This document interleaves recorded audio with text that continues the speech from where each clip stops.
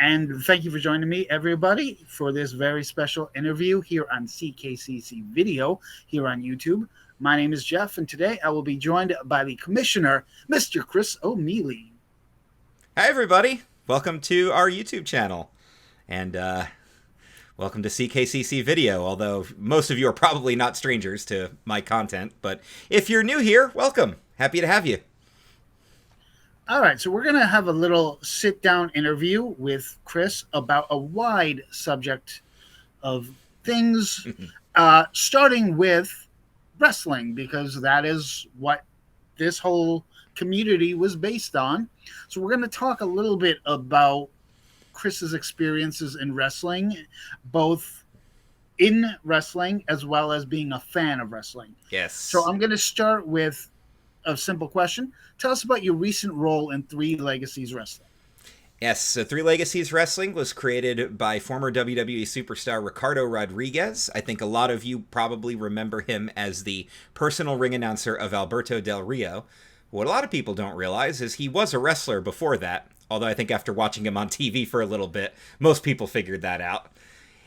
He actually moved here to Lancaster and is taking over a void filled by previous wrestling that used to be here in Lancaster. I'm not in the neighborhood of burying people anymore, but let's just say that the owner of said company is no longer free on the streets and leave it at that. So we'll just leave it there and just say that there was a gap here. There's actually a pretty good crowd for professional wrestling here in Lancaster. And Ricardo's here. He's opened schools in Cairo. He's opened schools in India. He's been all over the place, most recently Los Angeles. And now we have him right here in Lancaster. He started Three Legacies, and when I found out Three Legacies was coming, I contacted him and said, I'm here. Here's what I can do. Here's various things I've done. I'll be more than happy to just help out until you can find a role for me. And he tapped me as his commentator. So when commentary went live, I became the play-by-play guy for Three Legacies Wrestling, and I've been ever since day one. So it's been really cool to be part of it since the beginning. And he let me pick my broadcasting partner, so of course I selected Joey Image, who I have known for going on, 18 years now? Yeah, 18 years, almost 19, so we mesh really well together, and I think that helps when you have a commentary partner that you've known for so long because you guys can play off of each other. And also with Joe's experience actually in the ring gives a completely different perspective than you. Yes, and that's the perfect color analyst for professional wrestling. That's why some of the best color analysts in the business have been guys like Bobby Heenan and Jesse Ventura and Taz and Jerry Lawler. Even though they had some character behind them, they are the former, as Jim Cornette says, they're the former jock that's now retired and sitting in the booth. And Jeff, you're a baseball fan, and you know that usually baseball color analysts are retired players. So they get the actual broadcasting person to do the play-by-play, and then they get the former jock to be the color analyst. And in sports terms, as somebody who went to broadcasting school, color analyst is exactly that. They're the analyst. They're the stats guy. They're the pro. They're the one who's been there, done that. They're actually, I'm calling the action as it happens. They're analyzing what's happening with the action, hence the term color analyst. I know a lot of people in wrestling who only know that term as color are just like, oh, it's the funny guy. It's not really like that. But right now, I say one of the best color analysts, of course, is Caprice Coleman, who sits alongside Ian Riccaboni, who's one of my personal inspirations as a play-by-play guy, because I love Ian Riccaboni, and I think he's amazing. Kevin Kelly is thankfully back doing play-by-play full-time, and that's another guy I watch very regularly. Other than that, I try to take stuff from Jim Ross and Joey Styles, Lance Russell, guys like that were really like pioneers for play-by-play. For Joey, it's the excitement factor. And if I didn't name a specific play-by-play guy, it's not so much that I think that they're bad. It's just that they're not calling wrestling the way that I personally like to call wrestling, which I like to call it like an actual sport that's happening in front of me. Like it's an actual struggle, no kayfabe involved. That's the way I do it, and that's my personal way of doing it. And Ricardo likes it, and he likes the job I'm doing, so I guess I'll keep doing it. All right. Now, if you could become a manager for anyone in Three Legacies Wrestling, who would you pick to represent? Zoe Cannon. I would be Zoe Cannon's manager and giggle every time she takes a bump and goes, "Ow, that hurt." Or that was pretty quick with that answer. So. I love Zoe Cannon. If I was going to manage anybody in Three Legacies Wrestling, it would probably be one of Ricardo's students. Zoe was the first female graduate. The first male graduate was Clayton Adams, but he's already got representation because he's part of the Money and Muscle stable with Kevin Murphy. So my second choice would be Al Snook, who is one of Ricardo's standout students right now. And I think he is phenomenal, and I think he's got a big career ahead of him. So does she. I think that both of them have very big, long careers ahead of them as long as they stay healthy and stay humble. And I know they will because they're really good at what they do. So I would pick one of them. Cool. And that would probably make me a babyface manager. But Kevin Murphy doesn't need representation, and he's kind of the top heel. So, but you know me, I'll take anybody on the undercard and I'll rise them to the top. That's what a good manager does. Now, we've all heard stories of how locker rooms can be both good and bad. How would you describe the locker room of Three Legacies Wrestling?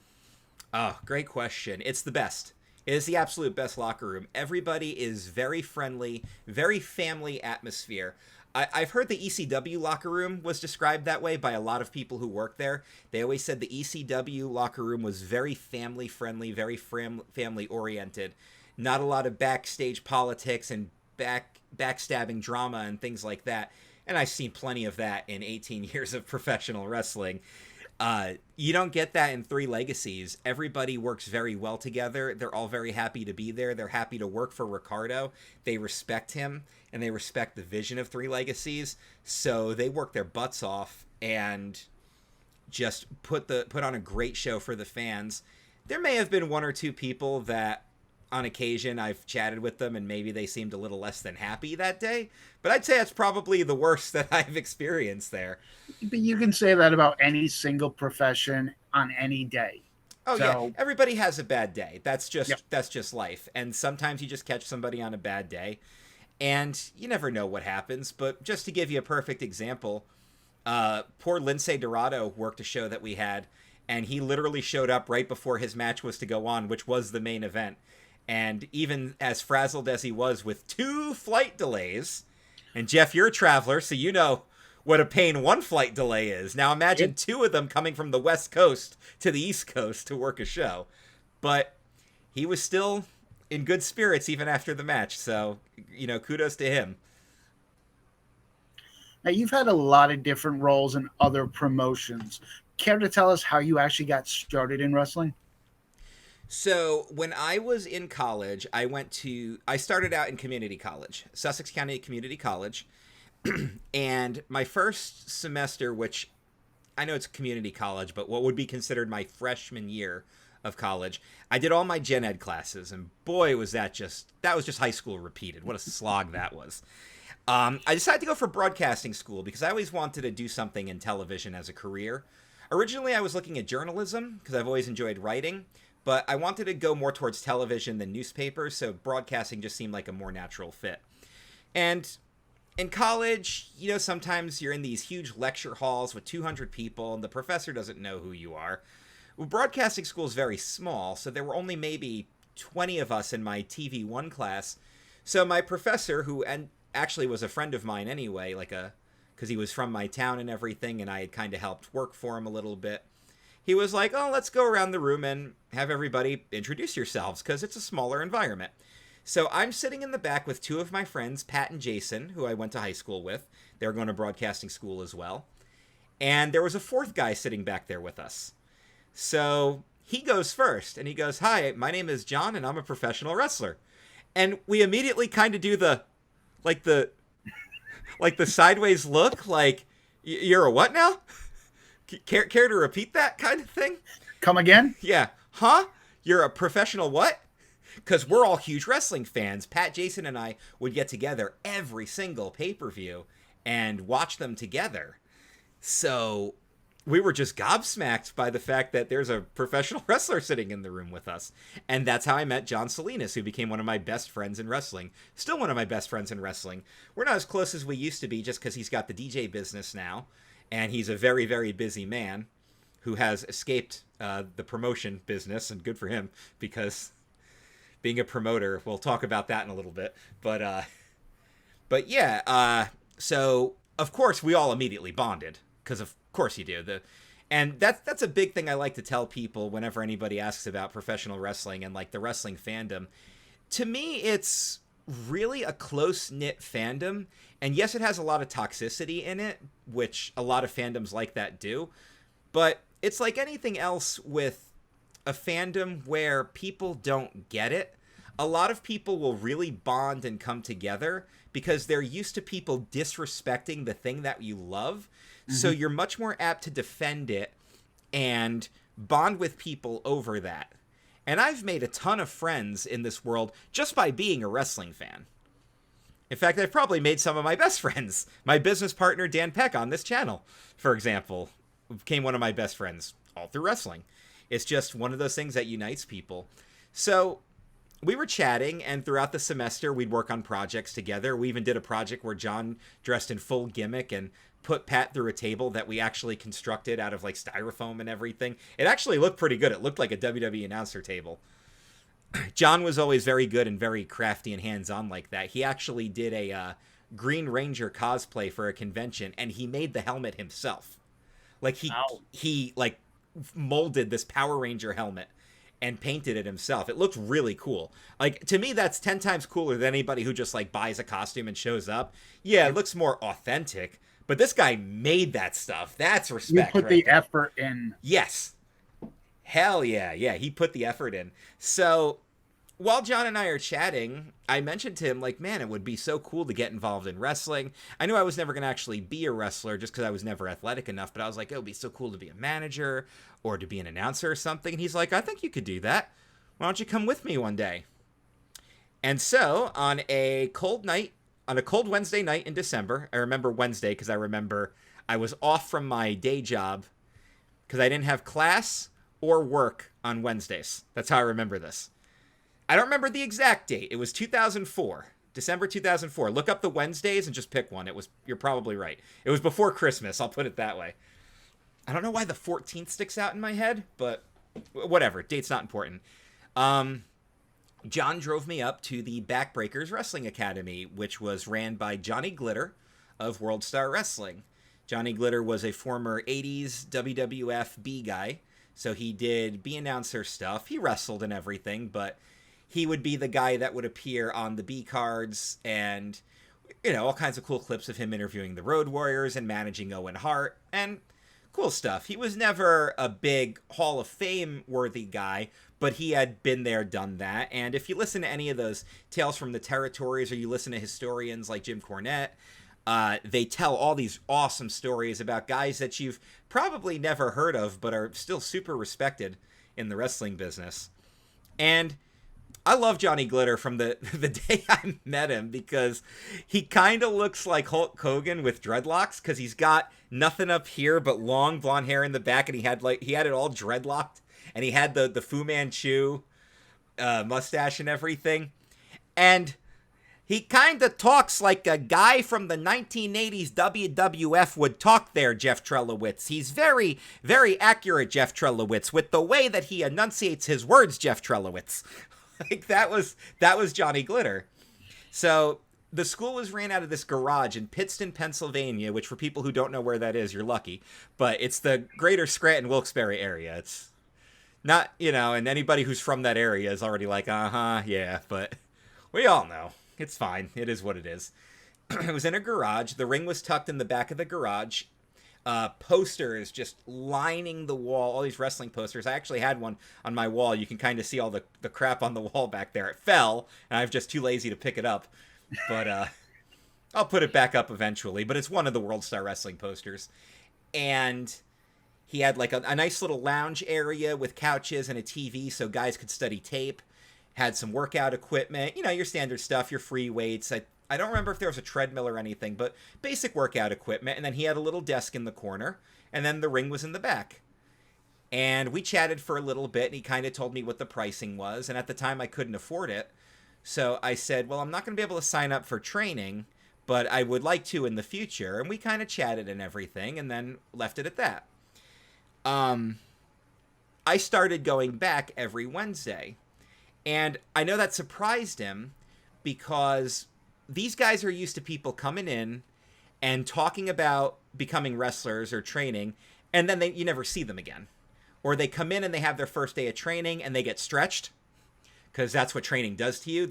It's like boot camp, pro wrestling boot camp. They stretch you, they toughen you up, they weed out the pretenders, and then they teach you the wrestling business. Just like how they get you to integrate all the moves and get your athleticism up before they start letting you in on the actual secrets on high spots and things like that. So because I kept coming back, I think Glitter saw that I was determined to help out, even though I couldn't necessarily pay to become a manager or even to train or take bumps or anything. So he's like, listen, he pulled me aside one day and goes, listen, I can tell that you're loyal. I see that you're coming here. I see that you want to do this, and I know you can't pay, but I do need some help, so I want to work with you. And I was, and this is why I've always felt like that I owe everything back to professional wrestling, because I didn't pay to get in there. And I know that's rubbed some people I've met wrong along the way, but it is what it is. Everybody has a different path, and I never pretended I was more than what I was. More on that later, I'm sure as we dive into deeper topics. But he said, I want you to be my broadcast analyst. Okay. So I'm going to be the backstage announcer. So I'm going to channel my inner Mean Gene and conduct interviews with all the wrestlers. And we had a show coming up that ended up getting canceled. And then the next show was on May 14th. I think that's why I had the 14th stuck in my head. May 14th, 2005. Matamoros, Pennsylvania, at the Firehouse. This is where history was made. Chris O'Mealy history in the making. The ring announcer either wasn't available or he was going to work a match because they were using a wrestler to do their ring announcer. And he said, I want you to be the ring announcer for the show. So I got a crash course in ring announcing, and that was pretty much it. May 14th, 2005. I debuted as a ring announcer for World Star Wrestling after 5 months of soaking it in. And they did bump me, and they did stretch me a little bit just to kind of integrate me into the system. They didn't go nuts because I wasn't actually paying for the training, but they also wanted me to have a bit of respect and understanding. By the way, that ring was hard as hell, one of the hardest rings I've ever experienced. And I've been told repeatedly that since I survived a bump in that ring, that I could bump in regular rings at that point. And then I found out their traveling ring was actually much softer. So maybe it wouldn't have been so bad to be a wrestler after all. And your first bump will kill you, by the way. I felt like I was going to crap my pants. I'll never forget that feeling. And they kind of bumped me. It was kind of an assisted bump. Justin Glory, the head trainer, he kind of picked me up and did a slam, and he kind of taught me, like, here's how you're going to fall. Here's how you hold your breath and everything, tuck your head. And he kind of slammed me, and I was like, and he goes, how'd that feel? He goes, now imagine you have to throw yourself at the ground a little bit. And man, take one bump and you will never disrespect another professional wrestler again. Just one will do it to you. So yeah, May 14th, 2005, ring announcer, Matamoros, PA. And I actually did have a question coming up about taking bumps, so we'll get to that in just a bit. Sure. You've gotten to meet several WWE, Impact, and AEW stars through wrestling. Who has been the coolest person you've met, and have you had any negative interactions as well? You don't have to name names if you don't want to, as far as the negative. As far as names go, the one that will always stick out in my head was Luna Vachon, because she's nothing like her character that you saw on TV. She was the sweetest, kindest person. And what stuck out to me about her was a lot of the times the trainees were operating like the cameras and everything, or just doing crew work or security work or whatever, she took the time to learn all of our names, including the crew. Wow. And that was on a show at this Jewish community center in a ghetto. It's somewhere in Connecticut. I don't remember the city, but it was not a nice area. Not in Connecticut, no. No, never. And there were only 13 people that attended the show, 4 of them brought by me. And she still was such a she goes out there, she's in full Luna Vachon mode, you know, the gravelly voice, and she's kicking the crap out of this guy, because she was the only girl on the show, so she main evented against a guy that they brought in, a New England guy. Sadly, I can't remember his name. That's not a slight or anything, it's just that, you know, this was like 2006, 2007-ish. I just don't remember all the people I've worked with at this point. But super professional, so kind, and just such a pleasure to talk to. When she passed away, that one hit pretty hard, because I just remember, like, what a sweet, genuine person she was. The fun one has always been Luke Gallows, because his last show was my second show ever. So I got to interview what was his gimmick name? It was Drew. I think he was Hankins. Dorian. No. Wasn't it like Hankins?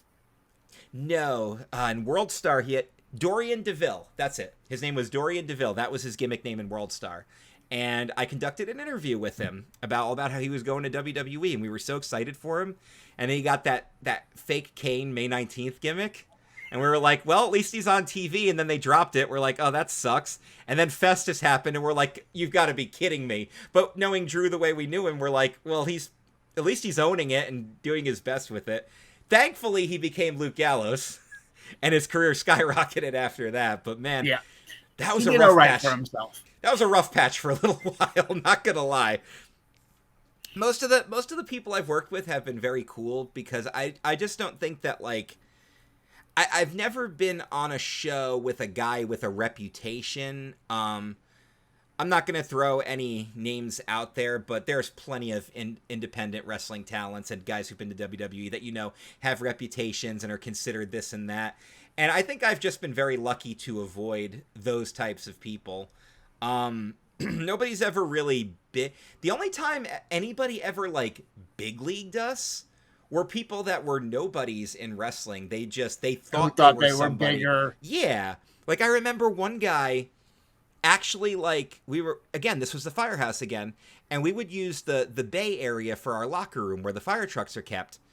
But he wanted to go sit in the lounge because the lounge was nicer. And we're like, we didn't rent the lounge. We rented this space. And he broke into the lounge and basically gave himself a private locker room. And I'll never forget that. The same guy also refused to shake my hand because I was just the ring announcer. He goes, well, you're just the announcer. Like, oh, okay, well, I'm the one that can MC you and make you sound good when I go out there. So this not something to tell a 21-year-old kid, but I may have half-assed his ring entrance a little bit. That's the only time that everybody ever big-leagued me. But, you know, yeah, but most everybody I've worked with has been really cool, and I'm not going to be able to, like, go through this plain old list of people that I've worked with, but just a couple of quick stories off the top of my head. Nikolai Volkov was on a show that we did, and him and Glitter were sitting down with me to go over the segment they were doing with Nikolai, and my cell phone went off. It was actually my mother calling me because she needed directions to the building, so I answered the call to give her directions, and they busted me so bad for that. They're like, can you believe this effing kid? Yeah, I know. Look at this effing kid answering his phone. He thinks he's big. Yeah, this kid thinks he's so big. They were ribbing me so bad for that. And I totally deserved it. And I'm like, that was my mother. She just wants to know how to get here. That one was always fun. I do remember Tito Santana was a little standoffish. He kind of, like, stuck to his corner. And when I went to collect his info for his ring announce, he was kind of like had his manager or his son talk to me instead. So I thought he was kind of big leaguing us, but he really wasn't. Turns out he's just shy.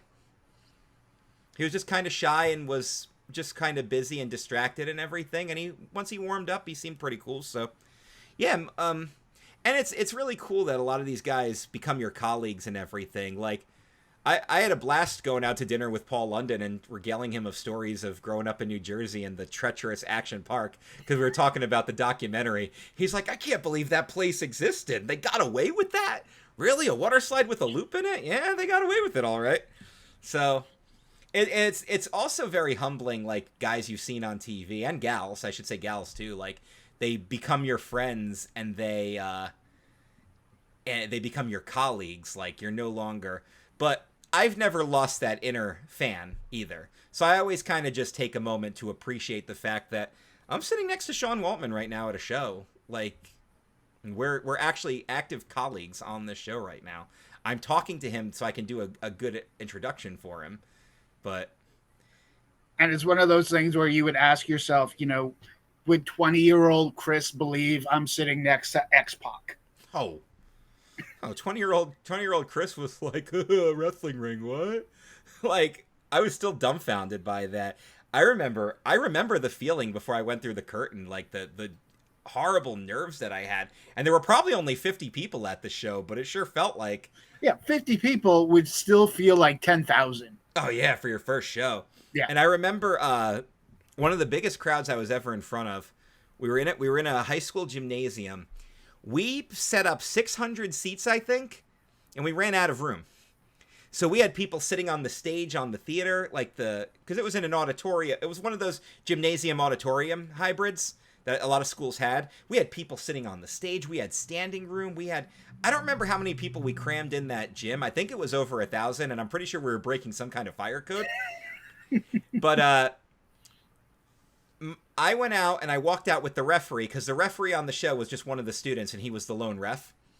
So we walk out through the curtain and 1,000 people screamed. And I don't mean that in like a hyperbole way, like they cheered. They audibly screeched like girls at a Taylor Swift concert. Like that's what it sounded like, because they were just so excited for this show that we had set up. And the ref, who had never been in front of a crowd before, almost had a heart attack. And he kind of like stopped. He goes, oh my God. And I kind of just whispered to him like, dude, drink this in. Drink this in. And that was like the difference between the 50 versus the 1,000 and the reaction. Because where I was just I was blown away by that, but I really thought he was going to pass out on me. I'm like, dude, let's go. Like, this is awesome. Like, high five him. Like, let's go. Let's go. I was so pumped for that show, and he was pumped for the Battle Royal because I thought he was blown up to hell. So he loved the Battle Royal because he could just stand on the outside and point. Welcome to training, kid. What has been the weirdest pop song you've ever heard used as a wrestler's entrance theme? Oh my goodness. Wow. Oh, people have come out to some fun stuff, let me tell you. One of my favorite ones ever, I worked with a guy, his gimmick name was L Shoes, and he was the quintessential comedy guy. Chubby guy who used it to his advantage. He kind of, to put it blatantly, imagine a guy fully embracing the SNL Chris Farley Chippendale act, right? And kind of making that his gimmick. And I remember he would come out to Holding Out for a Hero by Bonnie Tyler. He would come out to, he came out to Janet Jackson a few times. But I think my favorite one was he came out to Fame by Irene Cara. And he was embracing it. And I'm like, this is the greatest thing ever. And he always had a fun ring introduction. Like, it was always a wacky hometown and a wacky wait. But I ran with it because I had a blast doing that. I don't know what he's doing now, but I do know he's an Orlando guy. And we'll talk about Disney in a little bit. I see him frequent the theme parks. And last I saw, this was a while ago, but I do specifically remember him dressing up like the Revolting Blob from Billy Madison and actually taking bookings as the Revolting Blob. Which is slightly different than Big Show actively taking bookings as Captain Insano. Because he was not the Revolting Blob, but he sure booked himself as one. But yeah, those were always fun. Those were some of the wackier ones. Honestly, I just remember how many people would always want to come out to, like, the hit metal song. Like, how many people wanted to come out to Tearaway by Drowning Pool?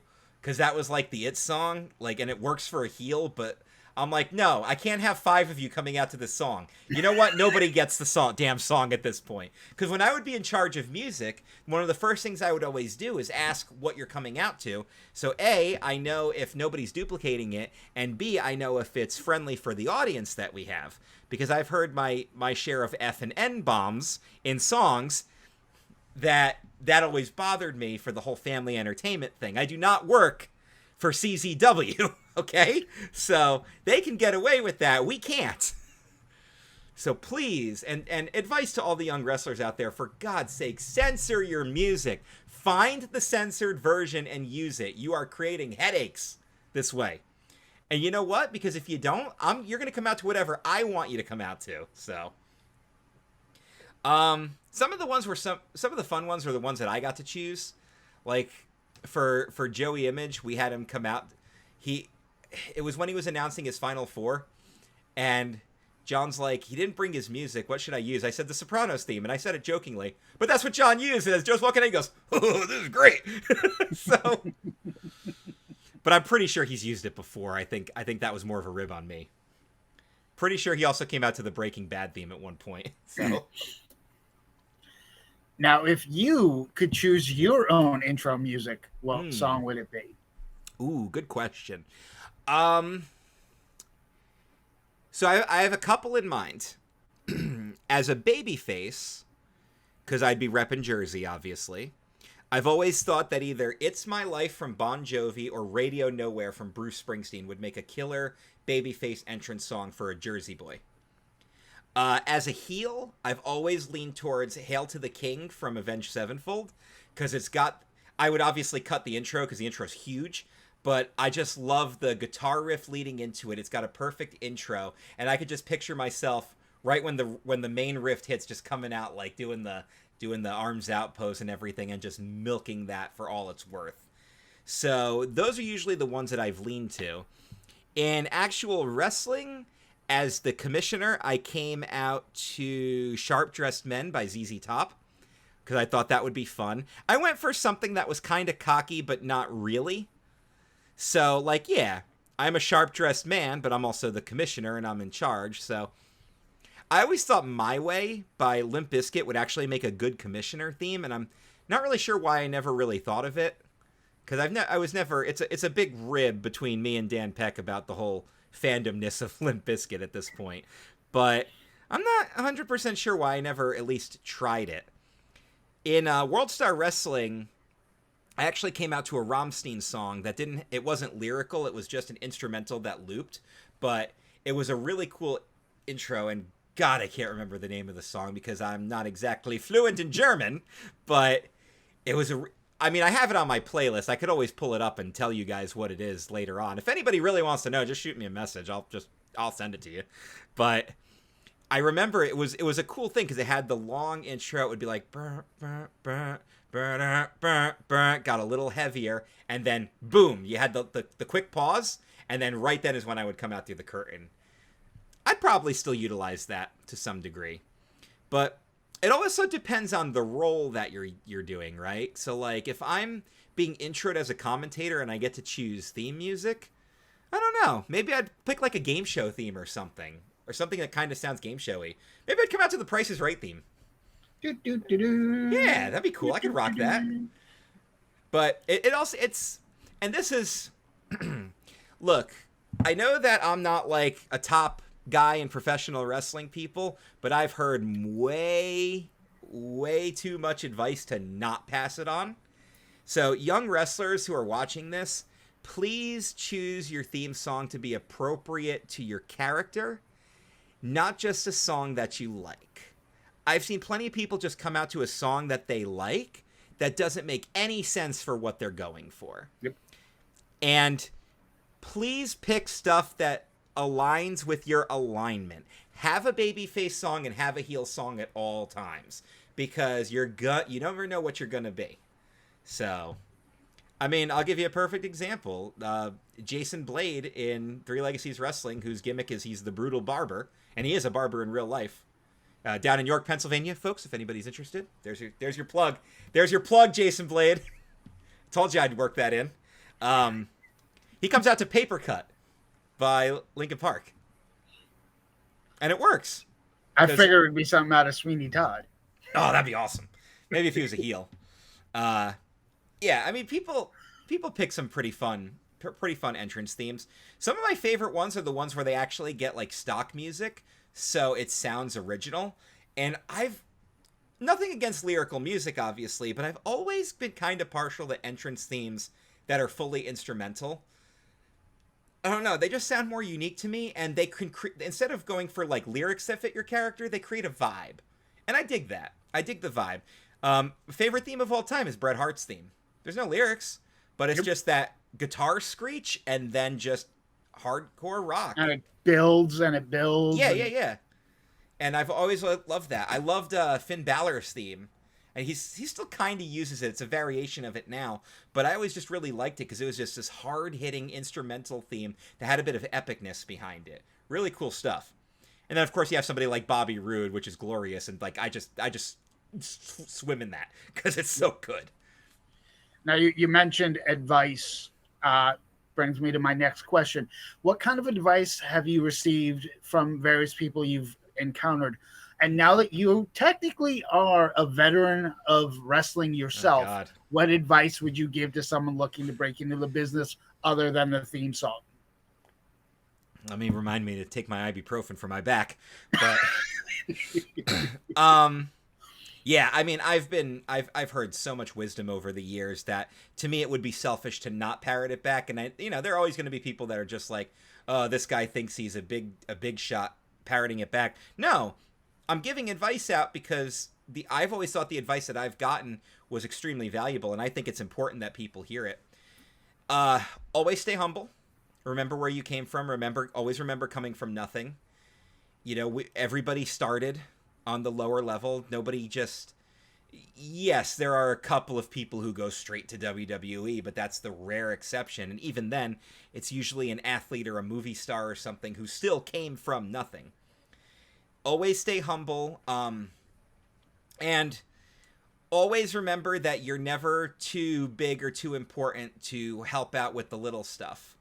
And I've had my fair share of shows where I either couldn't help out and I had to jet, and I always kind of felt bad about it. I remember one time somebody, I won't say his name because he might actually watch this, but it kind of pissed me off. It was one of those deals where I wasn't going to be able to help out for Breakdown. I had to leave because I had a 2-hour drive back and I had to work early the next day. And he kind of big leagued me a little bit with the lecture, like, everybody should chip in, it'll go faster, blah, blah, blah. And he kind of did it in front of the boys. It wasn't like an over in a corner discussion. So I always felt it always kind of rubbed me the wrong way. Like, why would you, like, who do you think you are big leaguing me when you're not anybody in wrestling either? But I did always genuinely feel bad about not helping out here. For me personally, it's all about cleaning the locker room. That's one of the first things that I do. I don't touch Ricardo's ring because that's his student's job, and I actually don't know how his ring is set up, so rather than get in the way, I'll focus on the chairs. But for me, I'm very big on trash. I always go for the locker room first. Huge pet peeve of mine. Always leave the locker room cleaner than the way you found it. And that's going to be a great piece of advice for everybody. I'm sure you've probably seen this picture before, Jeff, and it's floating around if people haven't seen it, but Jimmy Hart, who's like 80 years old, still helps set up rings and everything on all the shows that he works at, just because he's part of the boys, and that's, if Jimmy Hart can do it, so can you. And I've definitely worked with people who do think they're above setting up, and they kind of just watch everything happen, and you know what, that's fine. If that's the way that you are, but it does, one thing that he did say when he gave me that little lecture was it does go faster and it does get everybody out of there faster. And he's right. He was right about that part. Absolutely. So never think that you're too big to help out with the little stuff, because the little stuff is what makes everything so great. I'm not so hardcore about kayfabe these days, just because the business as a whole isn't. But I've always believed in keeping kayfabe alive when you can. I don't like baby faces and heels buddy-buddy with each other during intermission. at the very least, stay on opposite ends of the ring to sell your merchandise. Don't set up your table right next to the guy that you just had a blood feud with. Little stuff like that will go a long way. And I'm not saying like you have to fully protect the business and be this and be an asshole on Twitter and everything.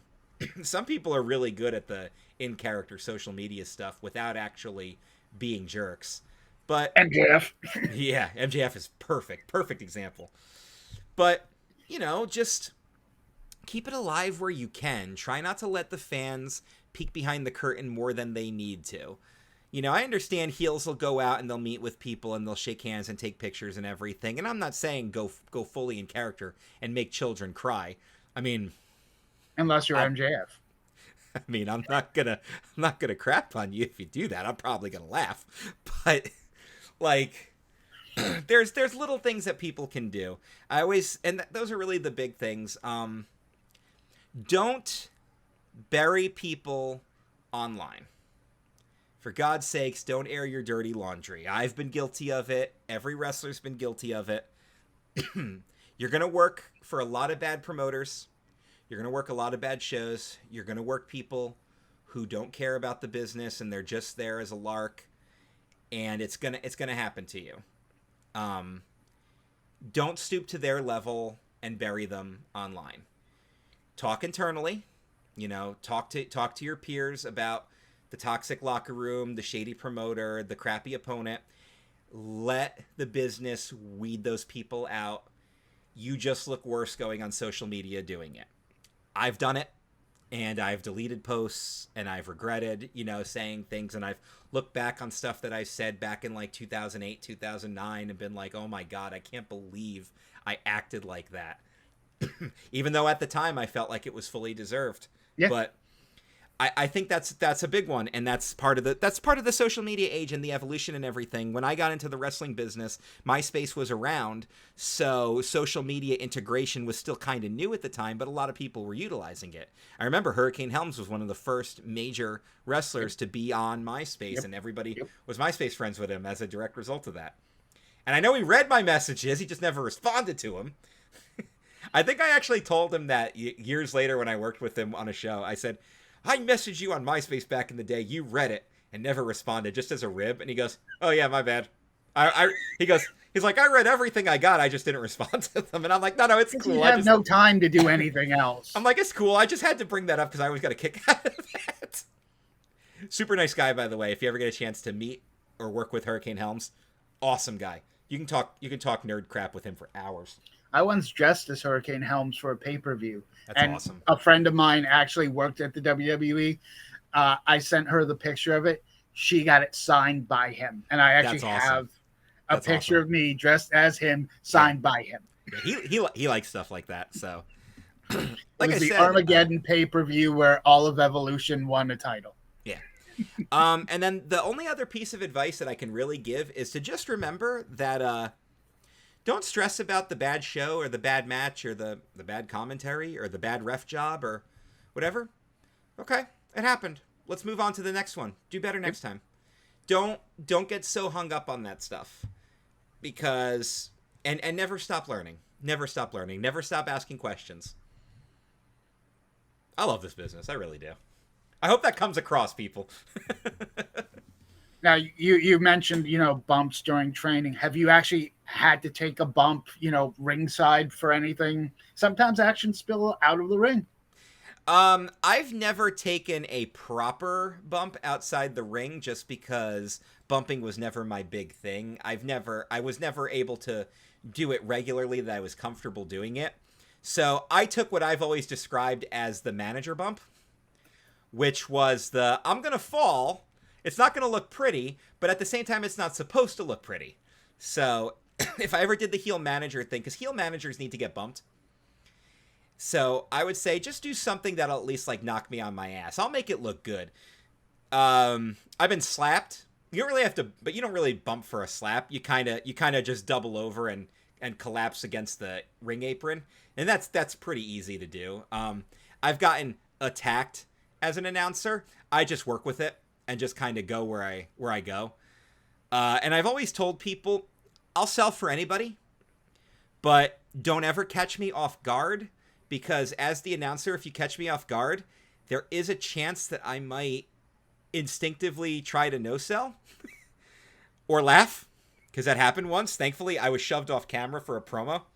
Mana the Polynesian warrior threw me into a trash can, and I had no idea it was coming. He just grabbed me and tossed me, and he actually tossed me pretty hard, so I did legitimately go down.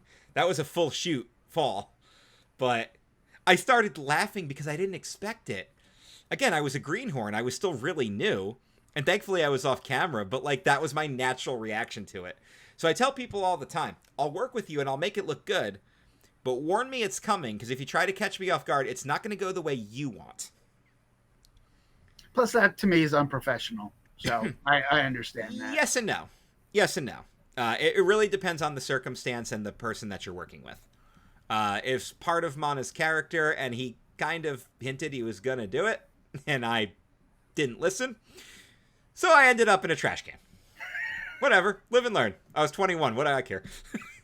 I was just happy to be there. I already know the answer to this question, but I'm going to ask it anyway. Mm-hmm. If you could take one wrestling personality out for dinner to pick their brain on the business, who would you choose? Oh, my goodness. Living or dead? Either. Damn, that does make it a lot harder. Yeah, so when it comes to picking brains, some of the greatest masterminds of all time, as far as just psychology and just knowledge of the business and storytelling. I mean, right off the bat, I'm thinking Bobby Heenan, Jim Cornette, Paul Heyman. These guys would just be absolutely phenomenal. I know everybody's going to be like, he's going to say Sasha Banks. Yeah. I would. You're asking me to pick somebody's brain. I would want to talk to her as on a human level, not as a mentor level. Not that she wouldn't be able to mentor, but man, I would love to have a dinner with Bret the Hitman Hart and just talk to him about the wrestling business. What a smart guy. And yes, I know he's got a reputation for taking himself too seriously and putting legacy over money, and that's fine, but what just a smart guy with everything that he ever did, and what a great storyteller. And he has such a good memory of the stories and everything. I think I would love to just have dinner with Bret as a pick your brain type of guy. Other guys like Steve Austin or CM Punk, I'd probably want to bullshit with them more than actually pick their brains at the same time. But with Bret, I think it would just be like a listening experience. Like, same thing with like an Undertaker. Like, to just sit and talk to Taker, I'd be like, just talk to me about wrestling. Because that's another guy who's been there forever and has so many great stories and is just so wise with everything. I figured you would say Cornette because I know how you are a big fan of him. You defend him whenever people attack him. And the guy does know his stuff. So yeah. All I'll say about Jim Cornette is that there are plenty of reasons to dislike him. I don't know why you have to make stuff up, guys. That's just it. There's plenty of justifiable reasons to not be a Jim Cornette guy, but people make up stuff about him all the time and make assumptions about him. That's where I get defensive. If you're going to hate him for something legitimate. But I'll say that about anybody in wrestling, honestly. The only thing with Cornette is, because I listen to his podcast, I've heard a lot of his stories. I don't know how many more he's got that he can tell me. There's only so many things from 1982 on he can possibly talk about with his experiences. Granted, he's got really funny stories, firing guys from wrestling school because they were that bad. Like, stuff like that cracks me up, but I've heard a lot of his stories. And Heyman, I know he's a master of spinning the stories, but he's just so eloquent that I can't tell when he's lying to me. That's a good... Yeah, Paul Heyman would make a great gambler. He would make a good poker player. Because I just wouldn't know. He'd probably clean me up. So my last wrestling question. Mm-hmm. If you can go back in time and witness one historical wrestling match live, which would it be? Ooh. I'm a little sad that I never got to experience WrestleMania 20 at Madison Square Garden, and I tried. Because I could have gotten The Undertaker return with Paul Bearer, the insane Triple H, Shawn Michaels, Chris Benoit main event. Say whatever you want about Chris Benoit, but strictly speaking as a wrestler, and that moment with Eddie to cap off the night. I could have seen, that was John Cena's first ever singles title. He won the U.S. title, so like I could have been there for that historic moment. I could have seen The Rock and Mick Foley wrestle together. Like, that was really cool. So much cool historic stuff happened on that show. And then, of course, you know, Lesnar Goldberg, but I think it would have been fun just to crap on the match, honestly. Just have a blast with that. But yeah, I would go witness WrestleMania 20 for all the reasons I just mentioned, because I tried very hard to get there and didn't make it. And that would have been a show to witness. So, yeah, I mean, there's so many other things. Can you imagine being in the crowd on January 4th, 1999 for that Mankind title win? That pop still gives me chills to this day to go back and watch that. That is the loudest pop I've ever heard in my life, and I would have killed to witness that in person. And you think about, well, yeah, that's going to put butts in the seats. It did. Oh, it did. What did they lose? 600,000 people in that exact moment? Switch channels? Yeah, that's insane. Insane. All right, so now we're going to talk about some theme park stuff. Oh, my other favorite thing in the world. Yes. So you worked at both Walt Disney World and Universal Studios. Sure Which one did you like better? Both of them have their pros and cons. And it's kind of... Ultimately, it boils down to how you want to weigh the pros and cons and what's really more important to you. I can honestly say that I don't think I could really pick one over the other. But I know so many people on both sides that are just vehemently for one and not the other and think that they're superior to the other one. And I always kind of laughed at that a little bit. Because they really are a very pro and con way of doing things. So here's how... I'll explain this to people who've never worked at a theme park before. But a majority of the attractions have what's called a rotation. So you're never stuck in one position for too long. And how rotation works is a person will be on break and they'll come back and they will bump the rotation and everybody will move to a new position. And then the person at the end of the rotation will either get a new assignment or go to break or something along those lines, right? So how Disney did it, Disney worked on a computer system. So you would clock in on the computer, you would get your assignment, and then you would move the rotation. Universal did it more on the honor system. You would move to end of rotation and then just take a break. So if rotation was moving fluidly and people weren't milking their times, you could get like 3 or 4 15-minute breaks in a day. Whereas Disney, you were assigned your 15-minute breaks based on how many hours you were working. On the negative side of that, if rotation wasn't moving, you could work a 6-hour day at Universal and only get your 30-minute lunch break. So there's the pros and the cons. So that's the first factor, is preference as to how you like your rotations to go. At the time, Disney paid better than Universal, and then I think Universal surpassed Disney, and Disney kind of picked up the pace after that. So that's, of course, a factor, too.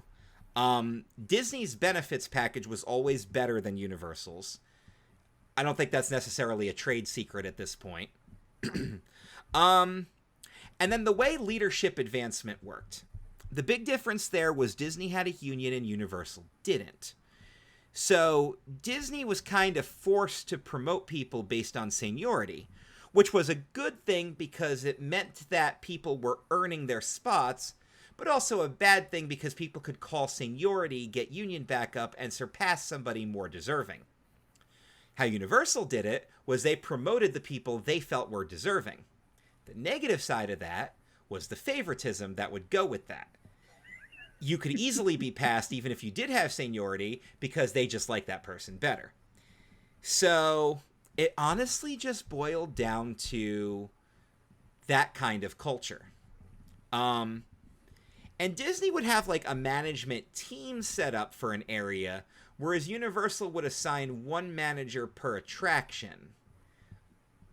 So you had a much more personable manager experience, but Disney always had an accessible manager.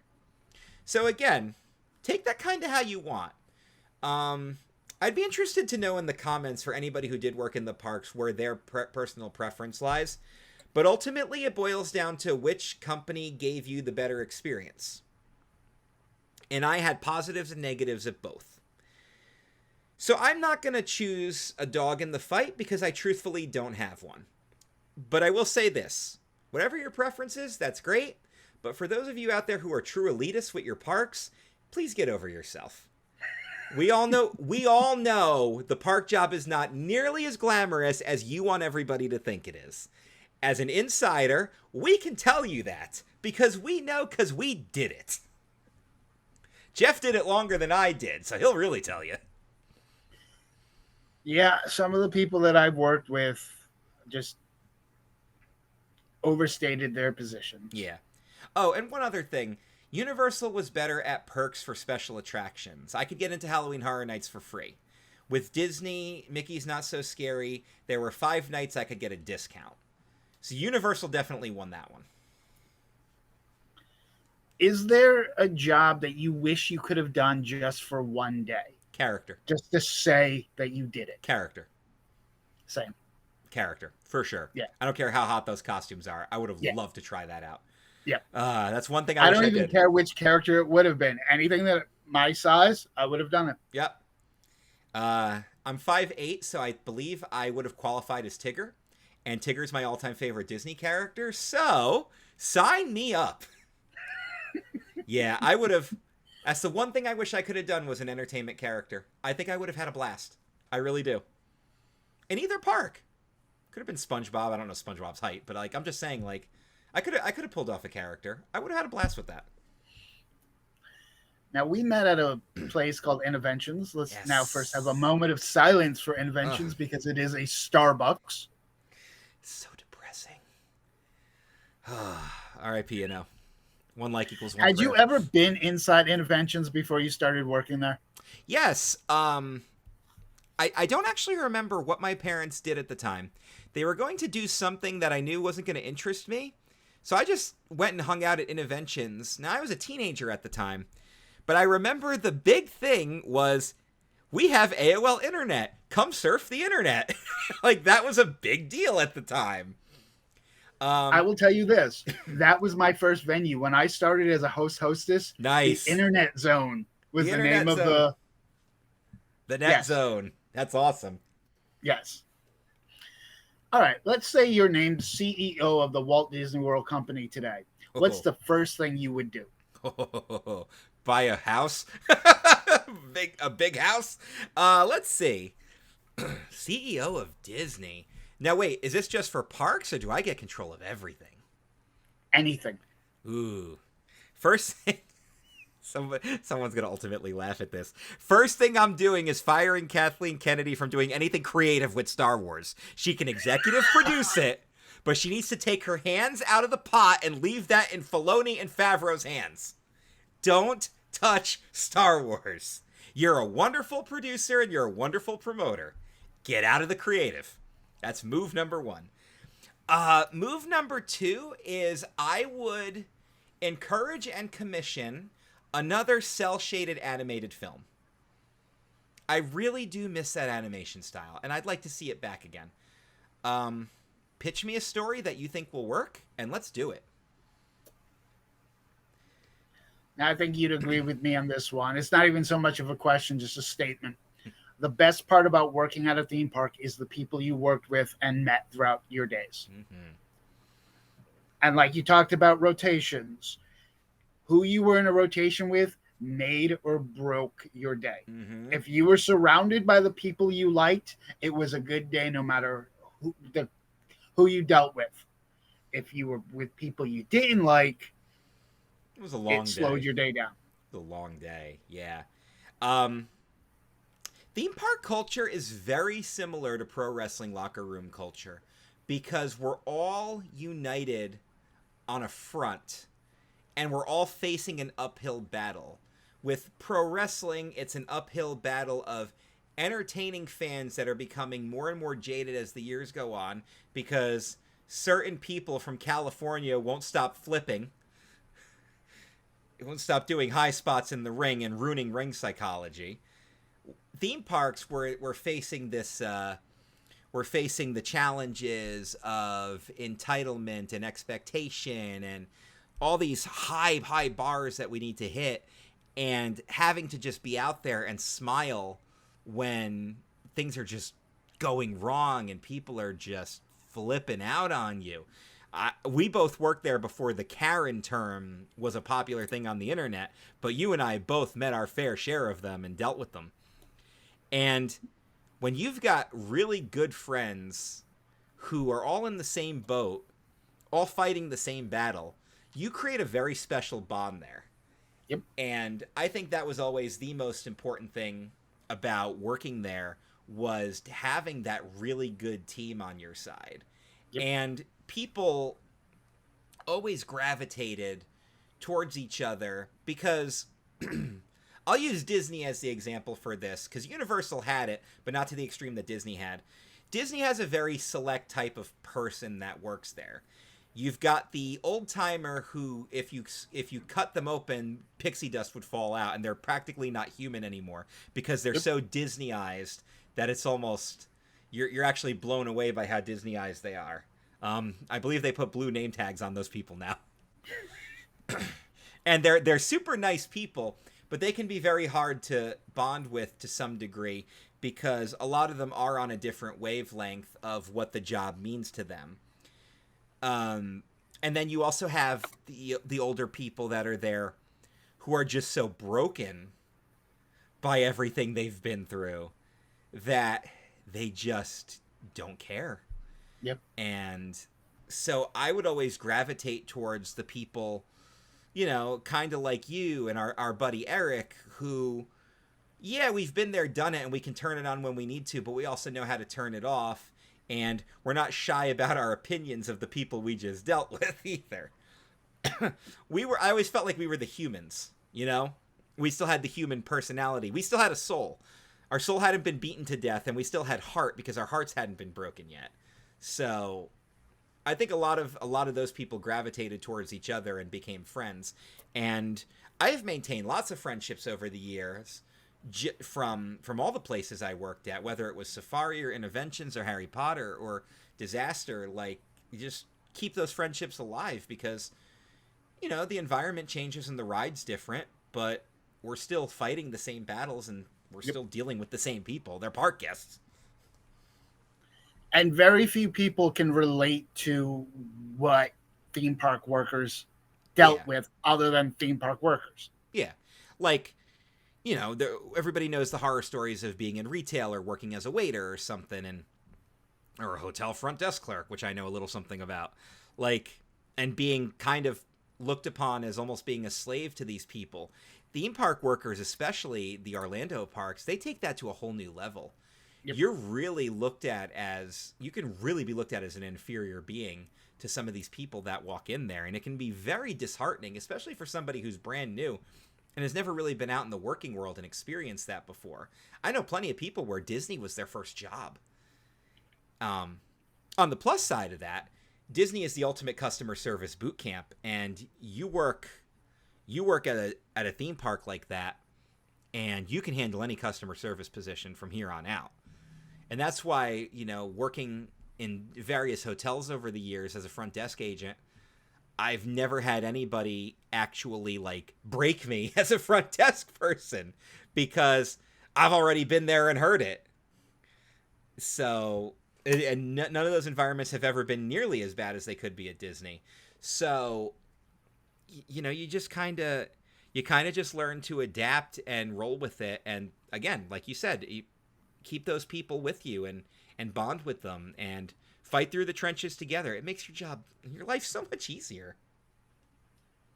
Now, it'd be easy to talk about some of our negative interactions with guests, but I actually want to focus on the positive. Mm-hmm. Can you think of any positive stories that you can tell that you had with guests through either Disney or Universal? Oh, sure.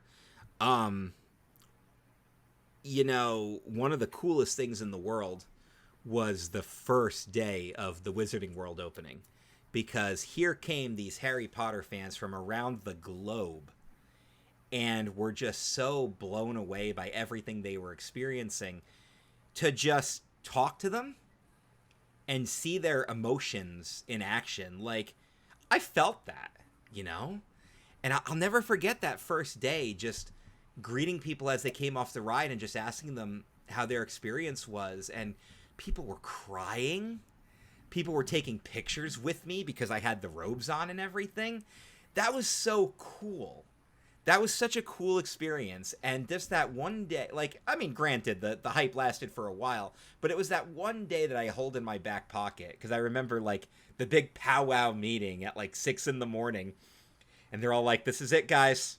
This is what we trained for. Let's do this. And we did it, and we did it hard. I loved people coming on safari and telling me that that was the best safari that they'd ever been on.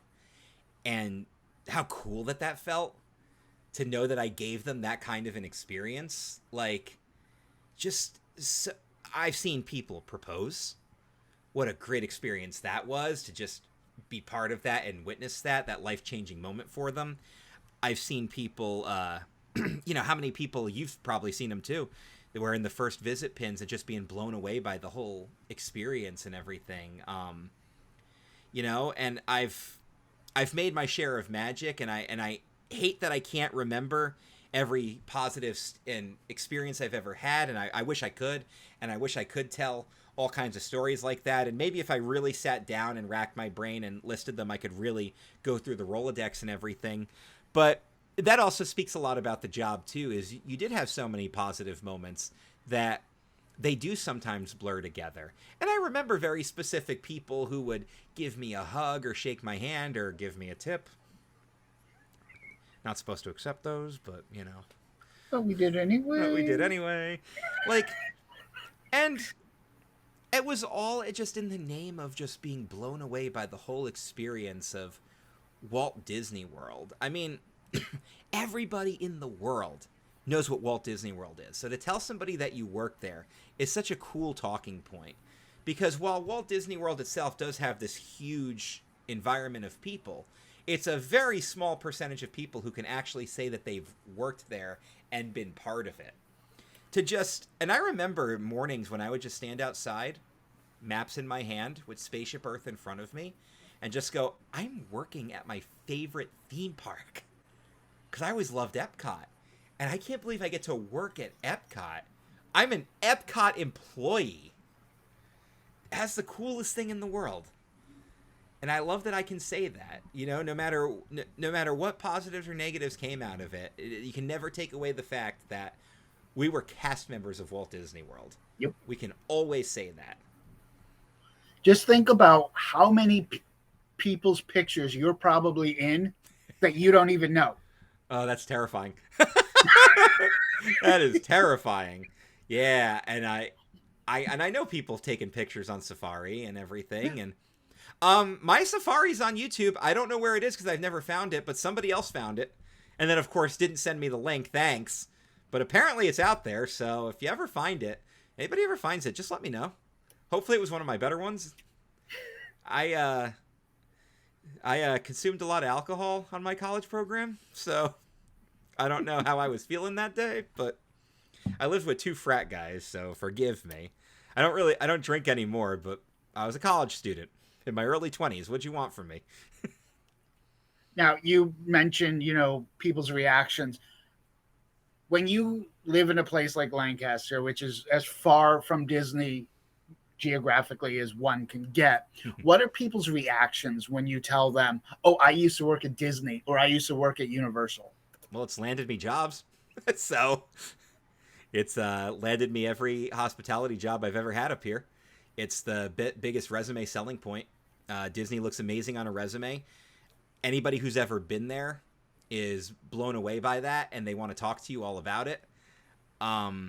Anybody who's never been there will immediately be like, oh, that had to be so cool and everything. And, in retrospect, yeah, it was really cool. And it's cool to see that from their eyes because, again, kind of like with wrestling, you have to take a step back and remember what you're doing and what you did. You have to remember that you worked at Walt Disney World at one point, you know?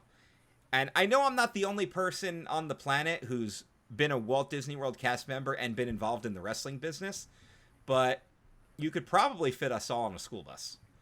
So it's a cool thing to be able to say. It really is. A shout out to those guys. I hope they're doing well, because I only know of 2 that exist, and I haven't talked to either one of them in a while. So I hope they're doing good. I hope you guys are well. Hope you see this. Which attractions in both of the parks do you think that you rode the most? Ooh. Okay. So, obviously, you know, the rides. I'll discount the rides I worked at for all the times I did like test rides and everything. Yeah. I'll talk strictly as like a guest. I would say.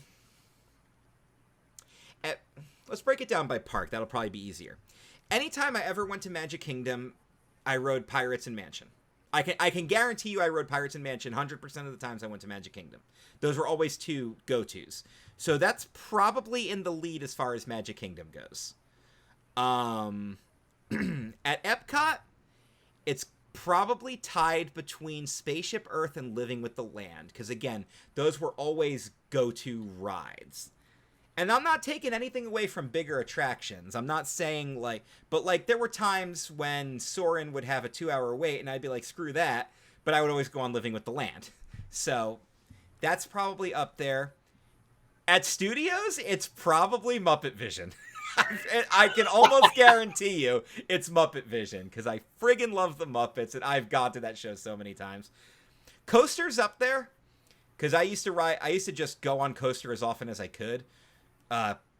Mostly because it's a cool roller coaster, partially for the Aerosmith fandom, because I love Aerosmith, and I know you do too. So, anything else? Like, people are going to be like, "Oh, it's got to be Star Tours." No, I didn't ride Star Tours as much as people think I did. I was always definitely going for Muppets for sure. And then at Animal Kingdom, even as a guest, it probably was Safari. Because I did my fair share of skipping Everest and Dinosaur and things like that. But I always feel like as a guest, I always at least went on Safari and rode someone's Safari. So, now Universal, it's the Mummy. And it's not even close. I don't think it's anywhere close. The Mummy Coaster is my personal favorite. Other than Haunted Mansion, it's my personal favorite ride in Central Florida. I love the Mummy Coaster. And if they ever get rid of it, I might never go to Universal again. So I think Mummy Coaster is the front runner there. At Islands, I don't know if I could really break it down. I would say the most frequent thing I probably rode was the old Dueling Dragons coaster, just because of the fact that you would often ride one and then get off and ride the other one.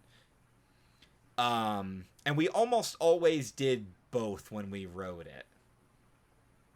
Obviously, the Potter stuff, because I worked there.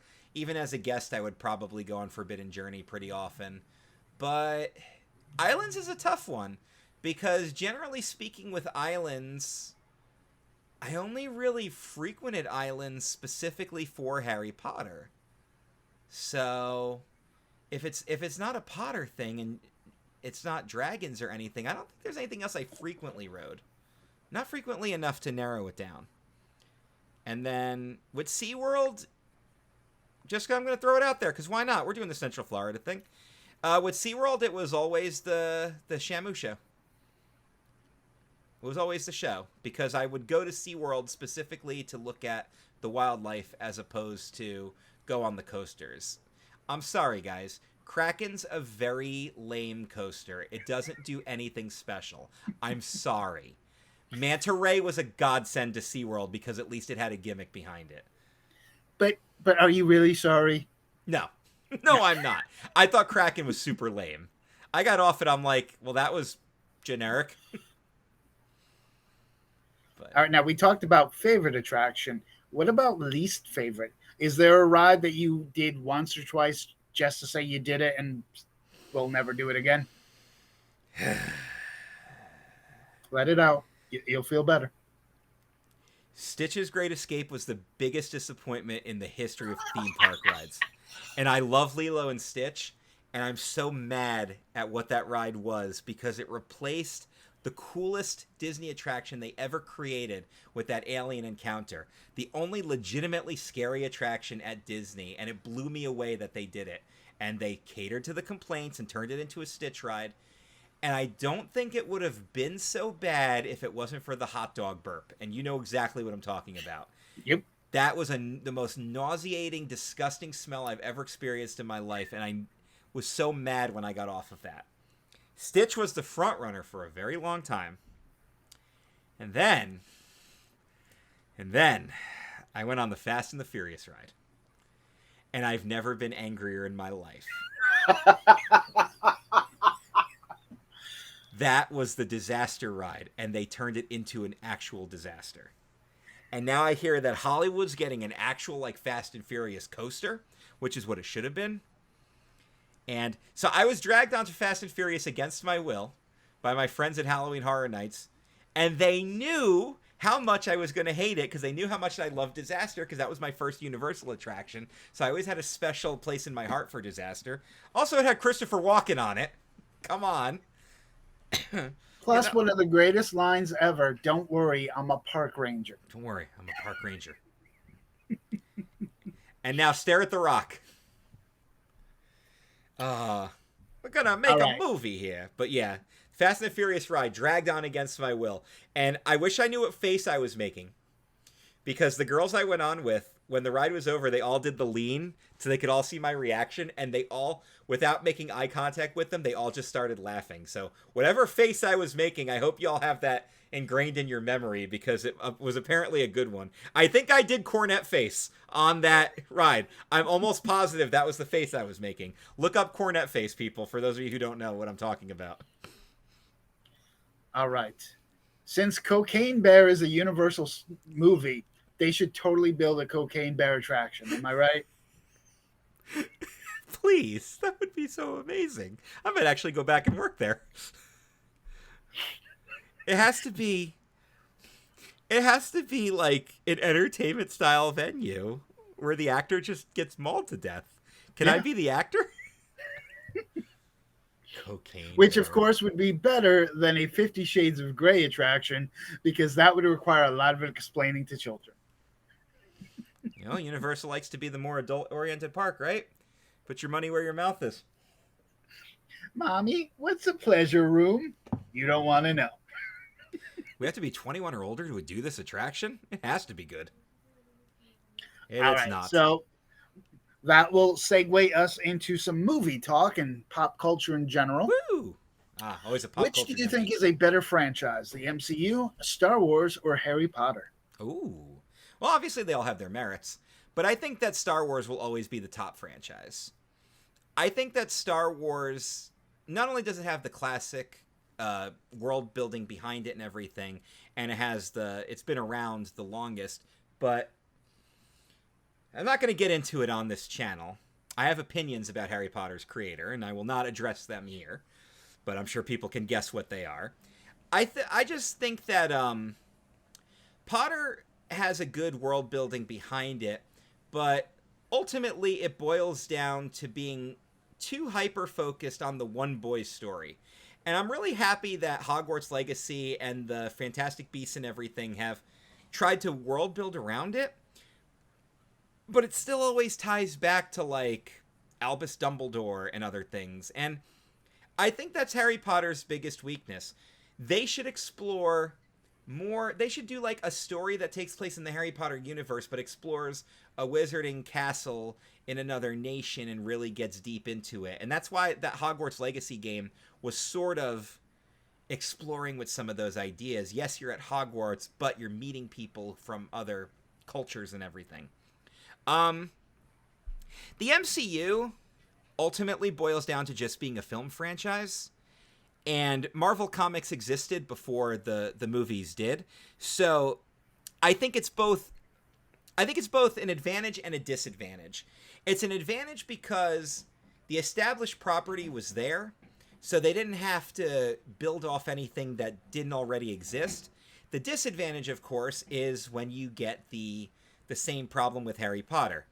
You're doing a book to movie translation, and stuff gets lost in translation, and now out come the toxic fans who are gatekeeping and keeping stuff and just creating the whole mess there. Star Wars was just a vision from a guy. Yep.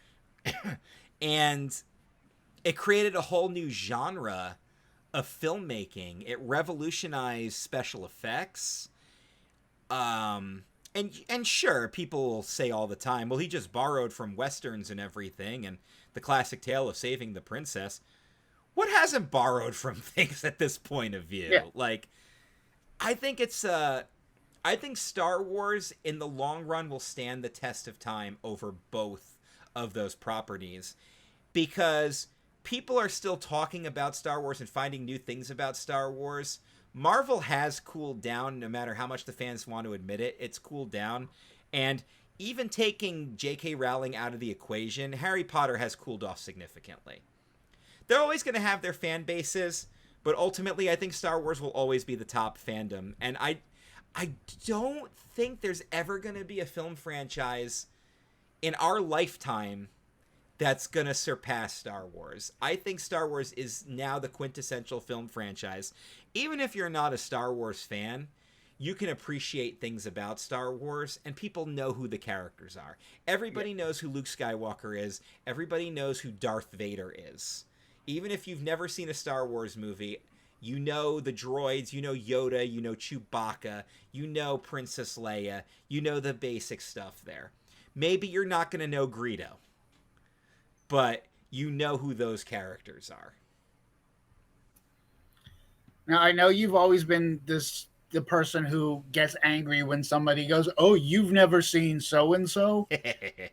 But the question is, are there any films that are hugely popular that you've never seen, and would you actually watch them? Yes and yes. Absolutely. I'm actually making a list of popular movies that I've never seen that that I've just want to sit down and watch just for the sake of it. The biggest franchise I've never seen one movie for, and this answer is going to change because I've got all 4 of them waiting in queue for me to watch at some point when my free time comes up, has always been The Matrix. That's always been the big one for me. And it was just a story that didn't exactly interest me when it came out, so I just plain never saw it. And then the reputation got out there, and I learned so much about the movie that I feel like I've already seen it. And then I've heard the sequels are so I was just like, well, and I'm the kind of guy that commits to a franchise. So if I watch one, I'm going to have to watch all of them. But eventually that's going to change. I just did this recently. I went on IMDb's Top 250, and I pulled the top films that I've never seen that I want to see. And the first one is 12 Angry Men. So that's a high up on my hit list right now. Absolutely wonderful movie. I saw it back in college, and it's like, you talk about a bubble film where it all takes place in one room. Yep. With very little variation, and just it's brilliant. I know, and that's such a cool concept to me, and I love stuff like that. I love, because I appreciate the art of filmmaking. I always have. So while Citizen Kane wasn't a movie that I personally enjoyed, I have so much respect for that movie and what it did for the film franchise. Just because I don't like something doesn't mean that, And you pointed it out. It just feels like that weird like attitude-y thing. I can't. How have you never seen it? I bet you I can name tons of movies people have never seen that I've seen hundreds of times. Like, we all have it. So that's, but I always approach that in a different way. When somebody tells me now, they're like, "Oh, I've actually never seen Star Wars." I'm like, my first question is, do you have interest in ever seeing Star Wars? And if the answer is yes, now you've opened up a conversation. Now let's have that conversation and let me hype you up to watch what's my favorite film franchise. If you just never saw it because you don't have interest in it, you've never seen it because you don't have interest in it.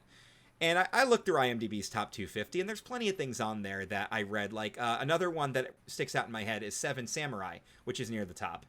But I just have no interest in ever seeing that movie, so I probably won't. And that's Those are the big ones. The Matrix for the franchise purpose, and also now because now I genuinely enjoy telling people that I've never seen The Matrix because their reactions crack me up. But 12 Angry Men is probably the big one on there. Because I've seen Shawshank, I've seen Godfather, I've seen The Dark Knight. What's next? 12 Angry Men. It's like fifth on the list because it's like 2 Godfathers, Batman, and Andy Dufresne. Yep. What movie do you think is the most quotable? For me, it's probably either Wayne's World or Anchorman. Most quotable. I'm trying to think, where do I generally pull all of my ridiculous quotes from?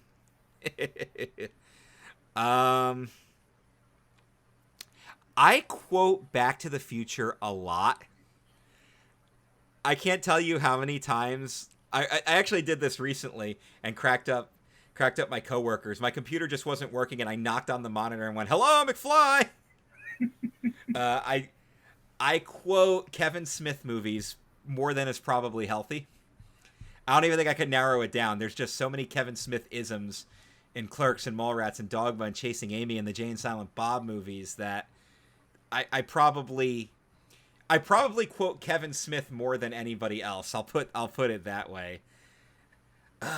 Man, that's a good question because there's so many movies I just randomly will pull stuff from and crack myself up in the process.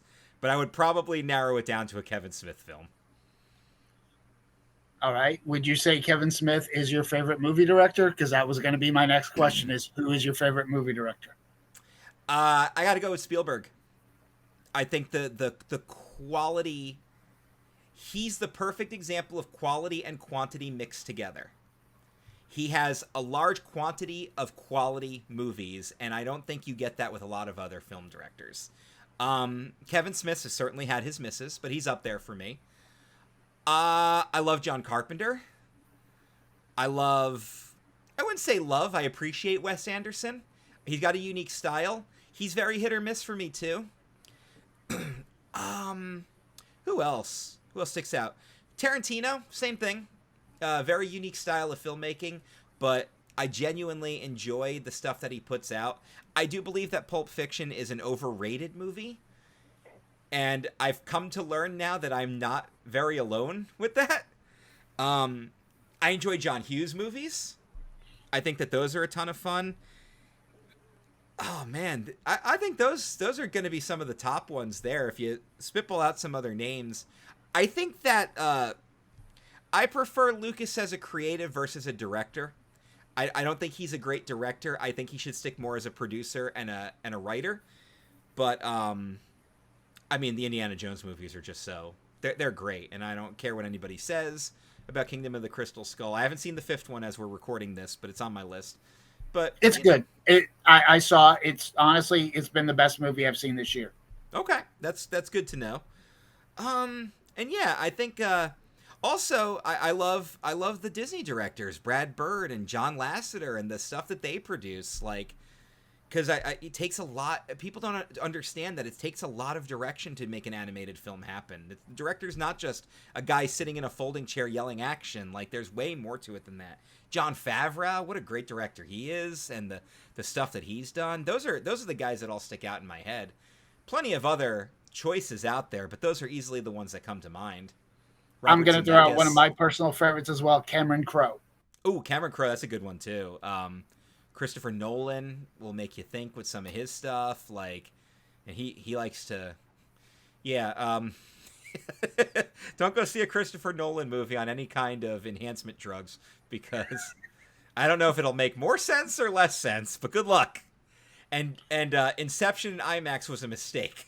I was literally like gripping my seat at one point on that movie. Inception in IMAX was not a smart idea. Do you remember what the first movie you ever saw in the theater was? I do. It was The Little Mermaid. If by any chance I was in a movie theater before that, I have no memory of it, but I can easily remember Little Mermaid.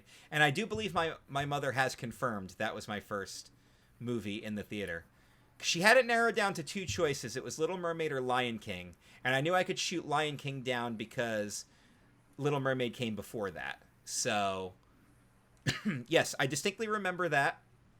I believe I was 5 years old, around that age, and Giant Ursula scared the crap out of me as a little kid.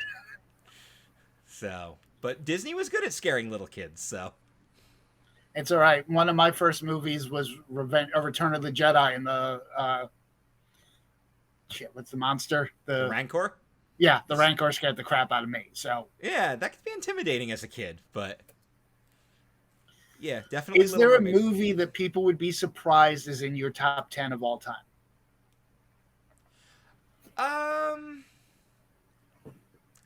I think people are surprised when I actually do list National Lampoon's Christmas Vacation as an all-time favorite film. I think people get so stuck up on Christmas movies being a niche thing that they don't really appreciate what a brilliant movie that is overall. It's one of the best physical comedies ever made, but it's also a good, touching family story, and I think that gets lost in translation with all the craziness that goes on with it. Oh, speaking of quotable movies, there's one to throw out there. The shitter's full. Yeah. I would say, yeah, I think that's the one that usually surprises people, because, yeah, it's my top Christmas movie, but then I think people are surprised when I put it up there. Another one that I think surprises people when I go for top 10 is I've often said the first Pirates of the Caribbean movie belongs in my top 10, and people kind of get surprised by that, but to me, that's a quintessential adventure movie. I mean, yeah, you got your Lord of the Rings and everything, and those are great films too, but for me, Lord of the Rings kind of runs together as one just brilliant notion, and I've always just thought that when it comes to good blockbuster adventure movies, Pirates was like a perfect one. Exactly. I agree. Who is your biggest celebrity crush? For people listening to I wasn't going to call attention to it. But. For people listening to the audio version only of this, Sasha Banks is on my shirt. That's always been my go-to answer. Anna Kendrick, Aubrey Plaza, Sarah Michelle Gellar. Those are probably the top. What do you think is the greatest TV theme song of all time? DuckTales. Can't argue that. What a catchy theme song. Game of Thrones. What an epic, instrumental, brilliant piece of music that is. The Game of Thrones theme is a masterpiece of music, and I will put that up against anybody. Yeah, DuckTales and Game of Thrones absolutely are the two go-to answers there. Is there a popular television show that you just can't bring yourself to watch? I don't remember how popular 2.5 Men really was. I'm such a huge Big Bang Theory fan, and it's the same guy, but I never just like that style of humor. And I know people say it's very similar, but I just disagree with the whole Charlie Sheen thing. And it has nothing to do with even Charlie Sheen as a person. I just never liked the concept of the show and the execution of the humor. As I've gotten older, I've come to appreciate shows like Seinfeld and Friends more, even though I was never big into watching them. I've started to appreciate the culture they left behind. Granted, I think Friends is aging kind of poorly. In the same respect, I think Big Bang Theory is aging kind of poorly because there is a lot of questionable humor that we're kind of growing out of.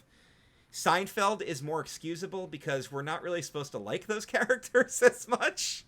I think Friends, we were supposed to be more relatable, but like, come on, really? You really think that a guy like George Costanza is somebody that I'm going to be friends with? The guy kind of asks for some of the stuff that happens to him. So I think in that respect, those kinds of shows just never really did it for me. There's plenty of popular shows I've just plain never seen. But as far as like shows that I've just either tried to get into or just didn't want to get into, those have always been the two big ones. Because everybody knows how culturally popular Seinfeld and Friends are, and all the references and quotes and memes that came out of those shows. And I know all of them, but so do I really need to watch the show now? I think I know all the good stuff. Master of one's domain. No Soup for You, Pivot. Like, I know all those references. I don't need to watch the show. I get everything. It's kind of like Dan with South Park. Yeah. I can't believe the guy's never seen an episode of South Park, and he quotes it more than I do. And that's one of my favorite shows. That's a show I can confidently tell you I've seen every single episode of. I've never once missed a South Park. I've even seen all the specials. Which brings me to my next question. What television show do you think is the most rewatchable? Ooh, there's a good question. So, a lot of people are probably going to think I'm going to say things like The Simpsons and South Park and shows like that. The thing is, The Simpsons goes down, South Park goes up. It's a weird transition. And I think even the creators of South Park, I'm pretty sure both Trey Parker and Matt Stone have both said that, like, they wish they could erase the first 3 seasons of the show and just start from that. Because when you have a really good show like Breaking Bad or Game of Thrones that's got all these cool twists and turns and drama and everything, it can make for a harder rewatch with some of the content. Because you know what's coming. Yeah, and some of the content involved can make for a more difficult rewatch. And that's not, I'm not even going to say anything like, oh, the ending of Game of Thrones was so bad. Like, it's just that there are certain parts of those shows that you watch and you're like, I don't know if I could watch this again, because that really was very intense. For me personally, I think the most rewatchable television shows are the shows that we grew up on as kids. Yep. The Disney Afternoon and the Nicktoons and stuff. Animaniacs. I can always go back and rewatch those shows and appreciate them for the product of the time of which they were created. Ultimately, and there might be somebody who's going to be very surprised by this, I think the most rewatchable television show of all time is Looney Tunes. Because I just don't think that Looney Tunes will ever age out. No. Doesn't matter what, like, even something like Sesame Street. There's something that everyone can connect to, no matter what your age is. Absolutely. What a greatest kid show of all time is Sesame Street. There'll never be another kid show that will ever beat Sesame Street as far as how long it's been on the air, of what it's done to help children, of the iconic characters. Everybody knows them. I love the Count. Cookie Monster, like an Oscar the Grouch. They're such cool characters. But you watch something like Looney Tunes back, and yeah, obviously they've got away with stuff from back in the day, but you know what? Show me Bugs Bunny in blackface, because that was a product of the time, and that's a perfect example of where we've come from. And that's why I don't believe in the whole, like, cancellation and erasing episodes and things like that. No, let that stuff be shown and let us learn from it. Sorry if that came off a little preachy, guys. I apologize, but I really it's your channel. Yeah. You can be a little preachy. I know, but it's just one of those things where I feel like, stop trying to hide all this stuff and embrace the fact that they did a cartoon where a bunch of gremlins were messing with Adolf Hitler in a World War II plane. Well, we can't ever show that again. Show me Donald Duck in Nazi Germany. Show me where we came from. And stop acting like it's inappropriate. That whole episode mocks the Nazi Party. There's nothing inappropriate about that. That's what we were doing. You and I were raised on shows like that. We turned out just fine. We didn't turn, just because we see an episode doesn't mean, it's going to warp our mind. And so... No, and I also believe that anybody whose mind gets warped by things like that, their minds were going to be warped by anything you put them in front of. So that's a person-to-person thing and not a content thing. Stop with the whole video games make you violent. I've never once carjacked anyone and gotten a hooker, okay? Yep. But I play a lot of Grand Theft Auto, so don't tell me video games influence me. All right, we're going to stay with pop culture. We're going to switch to music now. Yes. Now, again, this is one of those things that I know your reaction to. I know how you feel about it. So I'm bringing it up for those that don't know. And I'm just going to say one word and you'll know exactly what I'm talking about. Nickelback. What a reputation they've developed. To me, Nickelback is this phantom menace of the music world because nobody hated them until the internet told people to hate them. And I just don't understand. Like, I feel like somebody on a message board, probably 4chan or Reddit, because that's where all the stuff comes from, one day decided to be funny and trash talk Nickelback, and suddenly that became people's identity. They're not great, but they're not nearly as bad as I feel like people harass them for. And it also always boiled back to the whole thing where, like, it always boiled back to the same argument. People would go, oh, well, you know, he wrote a song about something in her mouth, and what an awful song. Or, Photograph is lame, Rockstar is lame. Okay, that's 3 songs.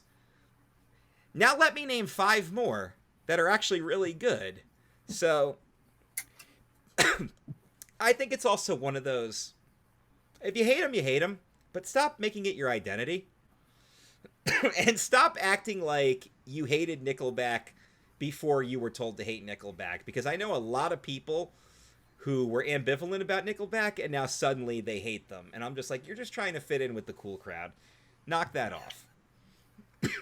Oh, Nickelback. Who is the best band that you've seen live in concert?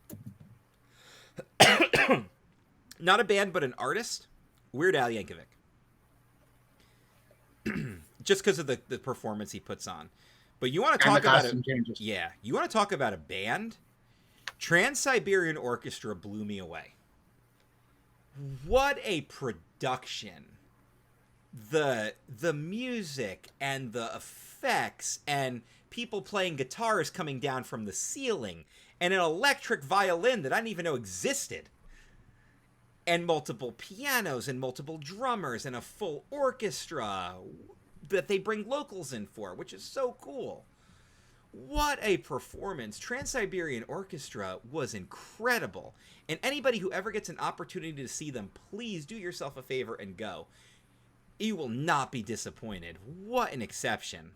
So I'll say Al for artist, but for a band, Trans-Siberian Orchestra. And I know that's going to surprise a lot of people to hear that is my answer. But trust me, go see them live and you'll know exactly what I'm talking about. Now, are you the type of person who goes to a concert and sings along with every song, or are you just there for the atmosphere? Depends on the song. If I'm really into a song and the vibe around me is going nuts, yeah, I'm going to get into it too. Otherwise, I just love to be there for the performance. And because concert going is all about the experience. It's the atmosphere and everything. It's to literally embrace yourself in the music and to experience it live. And some bands just have no stage presence, and some bands just don't sing that well. But you're still there for the experience. But yeah, you get me on a favorite song and everybody's jamming out, I'll probably be singing along with them. Whether or not anybody wants to hear that is a completely different topic, but we won't get into that. Name a band that you haven't seen in concert but would like to. Disturbed. My favorite band, and I have yet to see them live. And I've heard some mixed things. Seems like you got to get them on a good night. But yeah, that's going to be number 1. I'll get there. And the last music question is, what album would you consider to be perfect? Linkin Park's Hybrid Theory. That is a top to bottom perfect album. Even the track where Chester just plays with his toys is still fun to listen to. I can't think of a more perfect album than Hybrid Theory, unless you're giving me a greatest hits or a compilation. All right. And here we are. It is August, so we are almost to spooky season. So I got to bring it up. What is your favorite thing about the season? Halloween to me is just, it's the perfect encapsulation of an atmospheric holiday. I love Halloween for the exact same reasons I love Christmas. Just 2 completely different things that we're talking about. I love Halloween because I enjoy the horror side of it and the fun side of it. Halloween, spooky stuff is an antiquated thing, and it's not for everybody. It's something that I enjoy personally. I enjoy the adrenaline rush of being scared, which is why I've always enjoyed horror movies. Now, I'm a little bit of a horror snob because it's getting harder and harder to find movies that will actually scare me without resulting to, like, cheap jump scares. And even then, it's a jump scare, and I'm like, well, I jumped. What's next for me? Give me a good psychological thriller. I think that a movie like Silence of the Lambs is more terrifying than any slasher movie ever made, because Hannibal Lecter is such a creepy person, and he's also real, and he escapes. That is just way creepier. And, like, when she's in the basement and he's got the night vision goggles and he's messing with her by sticking his hand out in front of her knowing he can't see her, that's way more terrifying than anything I ever saw in the Saw movies. And if you can scare me without resulting to blood and guts and jump scares, you've got me. That's why I love the original Halloween from 1978. It's scary as hell because of what you don't see. It's all atmosphere building and Michael Myers stalking this girl and just disappearing, and where did he go and how did he get there? There's no blood in that movie because you didn't need it. Nope. Not a single drop. Yes, it's so perfect. And that's why I always thought franchises like Friday the 13th and Nightmare on Elm Street were so cool. Granted, yes, they stepped off eventually, but those original films are still good. The original Friday the 13th has a lot of atmosphere to it, and the original Nightmare before Freddy became comedy. Don't get me wrong, I love funny Freddy Krueger. Don't get me wrong, Freddy Krueger's awesome. But Freddy Krueger was legitimately scary in that first movie. Yeah. He was an entity you couldn't fight because he was in your dreams. Good stuff like that. Yeah, I love The Shining. What a great psychological thriller. What an isolated film. You're in this giant hotel, but you're all by yourself. And the hotel is basically a living, breathing thing. I read the book. Book is phenomenal, by the way. I highly recommend it. Even Stephen King's It did it for me as a good, scary movie. And the fun side of Halloween. Getting to dress in costumes and indulge on candy. It reminds you of being a kid. It reminds you of better times before we all needed ibuprofen for our backs. That's the second time I'm making that reference tonight. Like, and the music, exactly. The music is cool. There's so many cool movies that can be associated with Halloween. The atmosphere, and it's associated with autumn, which is my favorite time of the year. The autumn colors that are changing. The smells of Halloween. I might not be a basic white girl who goes nuts on pumpkin spice, but the smell is incredible. Like, the whole atmosphere. That's why I always love Christmas so much, because Christmas is an atmospheric holiday. What other holidays even come close? And that's why I always... I'm not going to call anybody out on this one, but whenever I would talk about, like, oh, I'm so excited for after 4th of July, I would get excited for Halloween because I know it's the next major holiday coming up. Somebody's like, well, what about Labor Day? I'm like, what the hell is Labor Day? What do you decorate for Labor Day? What do you do for Labor Day? You have a friggin' barbecue. That's not atmospheric at all. That's summer. There's no atmosphere behind it, which is why I've always gotten mad about the people who throw the Thanksgiving argument out there all the time. You can't decorate for Christmas until after you've had Thanksgiving. How do I decorate for Thanksgiving? I don't know how to decorate for Thanksgiving. I know how to decorate a table for Thanksgiving.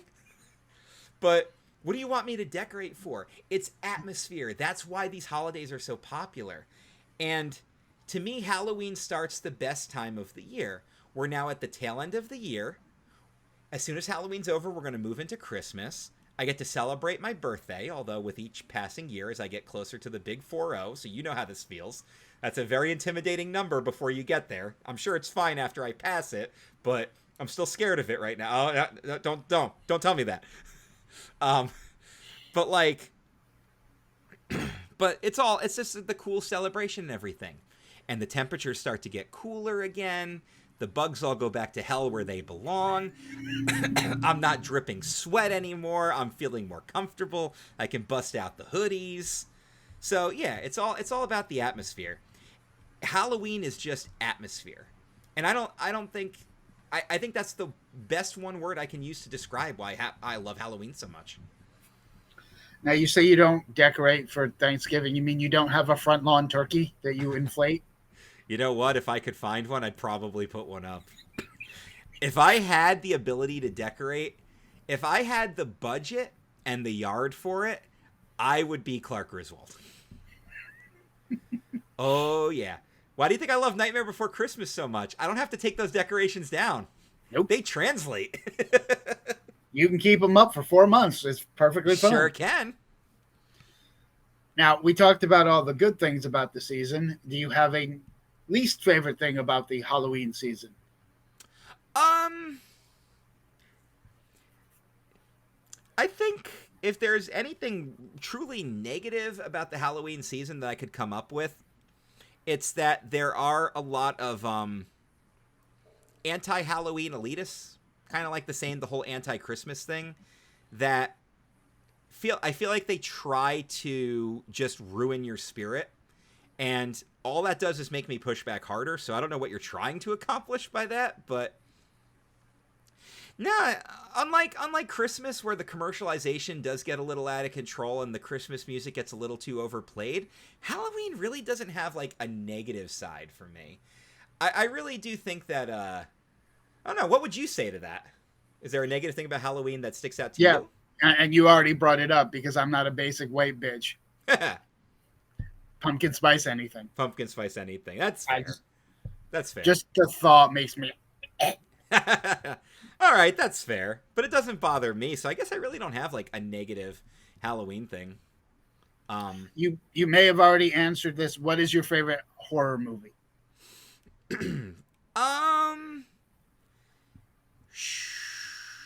Let's say I gotta pick one, huh? I mean, probably Shining, Silence of the Lambs up there. Original Halloween, like I said. Shaun of the Dead. God, what a brilliant horror comedy. Could watch that forever. Speaking of great directors. Yeah. Evil Dead movies. I love me some Bruce Campbell. Could watch those any time. I actually did enjoy Evil Dead Rise. I thought that was worth it. It had a different. It took the story out of a cabin and moved it to a different environment. And I was a little gun shy about that, but it worked. Legitimately scary too. Really good. Really good. I really liked it. Yeah, there've been a couple I've seen over the years that kind of just made me kind of cringe and just turn my head about it. I think that Jaws and Alien need to be considered more as horror movies in the Halloween environment, because I mean, Alien is that isolation stalker. Yep. Just like Shining, though, just the fact that there's limited people around. Right. There's nowhere to go. In space, no one can hear you scream. That's the famous tagline. And Jaws, what a way to scare people out of the beach. It's considered that was going to be my next question. Is Jaws a horror movie? I absolutely believe Jaws is a horror movie. I've even said that Jurassic Park should have horror genre slapped on there too. The original Jurassic Park has some genuinely scary scenes, specifically the T-Rex breaking out of the pen and going after the kids, and the rat. You can't tell me the raptors in the kitchen scene. That's a terrifying scene. Yep. That still is like an edge of your seat scene even to this day. I think that needs to be in the conversation more. I really do. But ultimately, when it comes to Halloween, my ultimate go-tos aren't even horror movies. It's Charlie Brown and Jack Skellington are my go-tos. I love The Great Pumpkin. I will watch that every single year without fail and never get tired of it. You also missed, again, because I know you also missed another of your favorite go-to. And I'm just going to ask you a simple question. Yeah? Who you going to call? Ghostbusters. That's a Halloween tradition. Ghostbusters is such a great classic. Like, it's one of those movies that I loved it as a kid because it was fun. And then I got older and I started to appreciate the Bill Murray humor more. Yeah. And I'm like, this is absolutely brilliant. Yeah. Yeah, Ghostbusters. Ghostbusters is another one that might be top 10 all time if I really consolidated the list. It's up there. It's high up there. God, I love that movie. Yeah. I'm glad Jason? you can remember more stuff than I can. Yeah. Welcome. Hey, I pay attention. Yeah, I know. Well, welcome to my memory, so. Yeah, it gets worse when you get to B46, so shut up. Yeah, we'll see. Jason, Freddy, Michael Myers, and Chucky are all put in a room together. Only one walks out. Who is it? Well, it ain't Chucky. Chucky's done first and foremost. I'm not scared of anything that I personally can beat up, okay? So I'm sorry. Yeah. Chucky's out. I think Jason walks out. I think Jason's the most what's the word I'm looking for? He's the most stable. He's the most built. He's the hardest to dismember. We've actually watched him decapitate Freddy, and if Freddy doesn't have his powers, Freddy's out. Freddy's out immediately. Michael Myers is extremely hard to kill, but Jason's a little harder. So I think Jason's a bit more durable, and I think that, you remove the head, that's the end of the game, and I think Jason could actually remove Michael's head. I think Jason wins that one. I'd still take Freddy as a personal preference over Jason and Michael, but objectively speaking, I have to give that one to Jason. Now, as a fan of the paranormal, I had to bring this up. Mm-hmm. A few years ago, you got to go to Penhurst Asylum, which I'm very jealous of. What were your thoughts? What a cool attraction. So Penhurst Asylum was an actual asylum. You can still go there and tour it and everything. They'll do that stuff. But during Halloween, they turn it into a haunted house attraction. Your standard, if you've been to Halloween Horror Nights, it's pretty standard. It's got a good atmosphere. It's got the scare actors and everything. So it was nothing groundbreaking on that level. But it's a different feeling going through something like that where you know the history behind it as opposed to just a universal soundstage. To know that this was an actual asylum. And then you got the flashlight portion where you were allowed to walk around a select portion of the asylum on your own pace. No lights or anything, so it's just the light on your phone, and just experience it. It was a very chilling feeling. It's the same feeling that someone like you would get when you're actively going out and doing a paranormal investigation. Knowing what could potentially be out there, knowing the history of the place, and also not knowing if it's watching you, what could be watching you, what could be observing you, how close it could be to you. It's that same feeling. And it was a very cool experience. Anybody who is ever in the Southeast Pennsylvania side, I would highly recommend checking it out at least once. I think the tickets are still about $50 to do it. So it's not like you're really breaking the bank to go do it. And I think it's worth every penny. Go do their Halloween attraction. I thought it was a ton of fun, and I've gone back twice just because of how much I genuinely enjoyed it. And would go back again. The only reason I skipped out on it a few years ago is because I got a chance to do Eastern State at the same time. So I decided to do something new instead of do Penhurst again, and don't regret that at all. It's exact same feelings. Yeah. And, both those spaces have been on Paranormal TV. Mm-hmm. Ghost Hunters have been there. Yes. I think Ghost Adventures have been there. They don't just go to random places. There's a reason why they've been sent there. Like you said, it's one thing to just be an asylum or, a sound stage. It's another to know something could actually be watching. Yes, absolutely. And again, it's all just based on the history and knowing what people went through when they died there is more terrifying when you really break it down.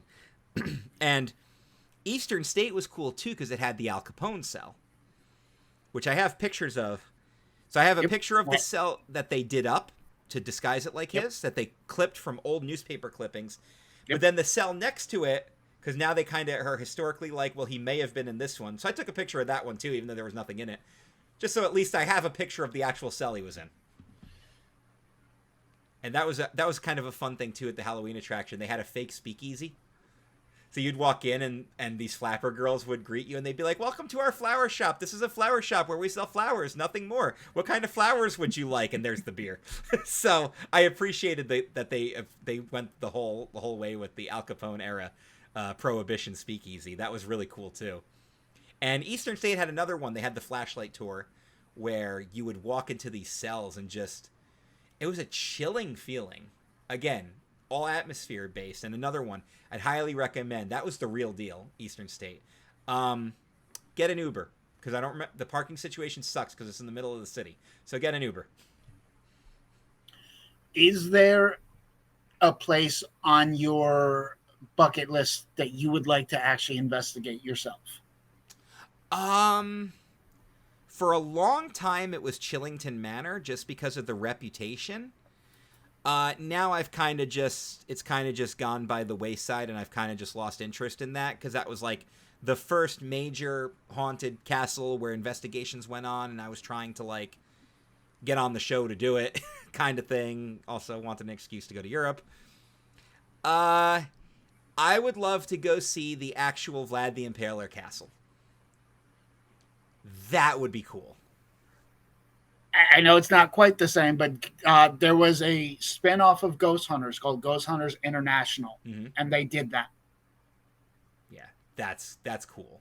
That would be a big one for me, too. And it's as freaky as you would imagine. Oh, I can imagine. I mean, they don't call him Vlad the Impaler because he was into butterflies and poetry. Vlad the smiley face guy. Yeah. Yeah, no, Vlad the Impaler. There's a lot of history there. That would be a big one for me. And again, not just for the excuse of getting over there to Europe, but man, what a feeling that has to be to go through Dracula's castle.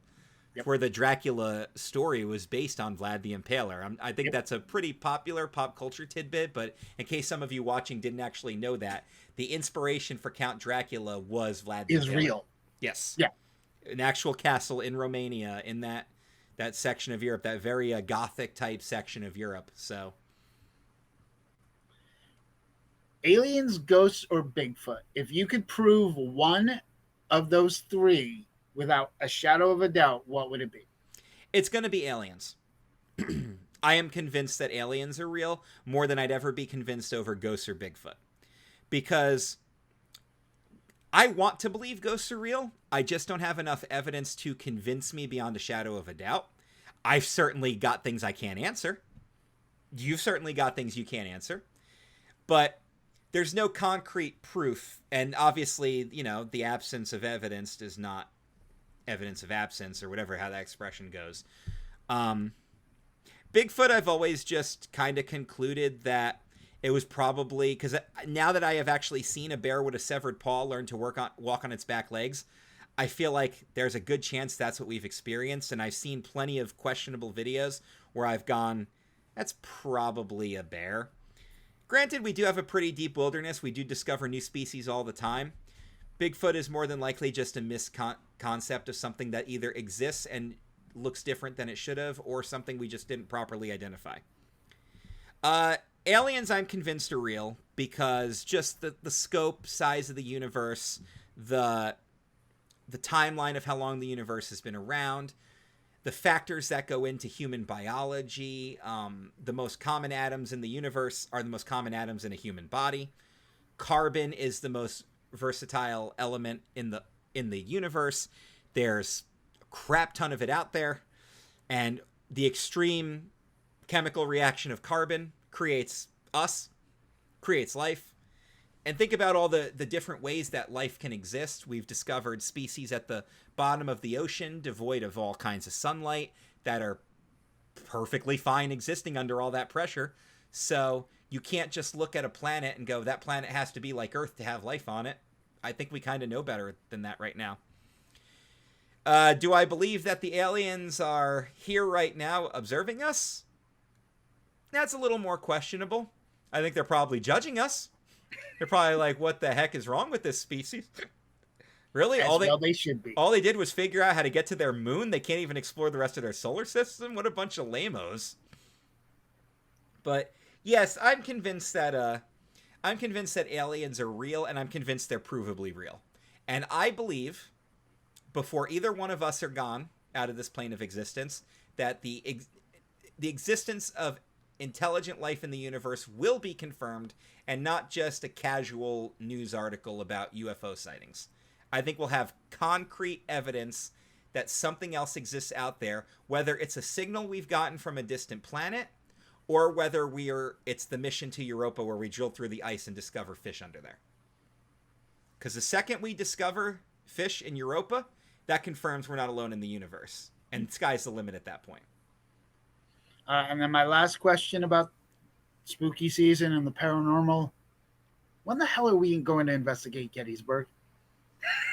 Yeah, needs to happen. I'm on the verge of having a much easier schedule when my work at home company goes full time. As soon as that happens, I can literally take as many working vacations as I want. So Gettysburg will happen. Let's get that launched. Shout out to Fink, futureis.org. Go check them out. You guys support that company, and it'll help me take vacations. Everybody wins, because I'll take a vacation to visit you. There you go. How's that, everybody? We good? We good? Cool. Futureis.org. Go there. Support the website. All right. The last subject I want to bring up is going to be podcasting. Yes. Because, that's what we're doing in one form or another. Absolutely. So when you, Pat and Dan, shout out to Pat and Dan, sat down to record your very first podcast so many years ago, did you ever think it would turn into this? No. Can't predict these kind of things. I never thought a 20-year-old kid was ever going to go... I never thought a 20-year-old kid was ever going to be in the wrestling business. I never thought I was ever going to be an employee of Walt Disney World. Things like this just kind of happen, and they evolve and everything. And when I achieve eventually I'm going to achieve a similar dream of yours and become a published author. Like it's all part of the cool life experience. And again, not to be preachy, but I think people in this world just need to find things that they like doing and focus on doing them. And, be a little selfish sometimes and do stuff that makes you happy. And especially something that you feel like you're good at and you think contributes positively. I know a lot of people listen to my stuff and support me and everything. And a lot of people listen to your podcast as well on the same channel, and people watch the YouTube stuff and they watch our Twitch streams, and it's all support system. I never thought any of this was going to get me to where I am today, but it's really cool that it happened. May 15th, 2013. Remember that date too, because it's May 14th, 2005 was my Wrestleversary. May 15th, 2013 is my podcast anniversary. Easy dates to remember. And my Disney anniversary was May 21st. So why don't we just throw them all out there? Jeez. Other than the date, what do you remember about that very first podcast? I was nervous. And I don't really know why I was nervous. We weren't doing it live or anything. I just remember I had the jitters like I did when I did my first wrestling show.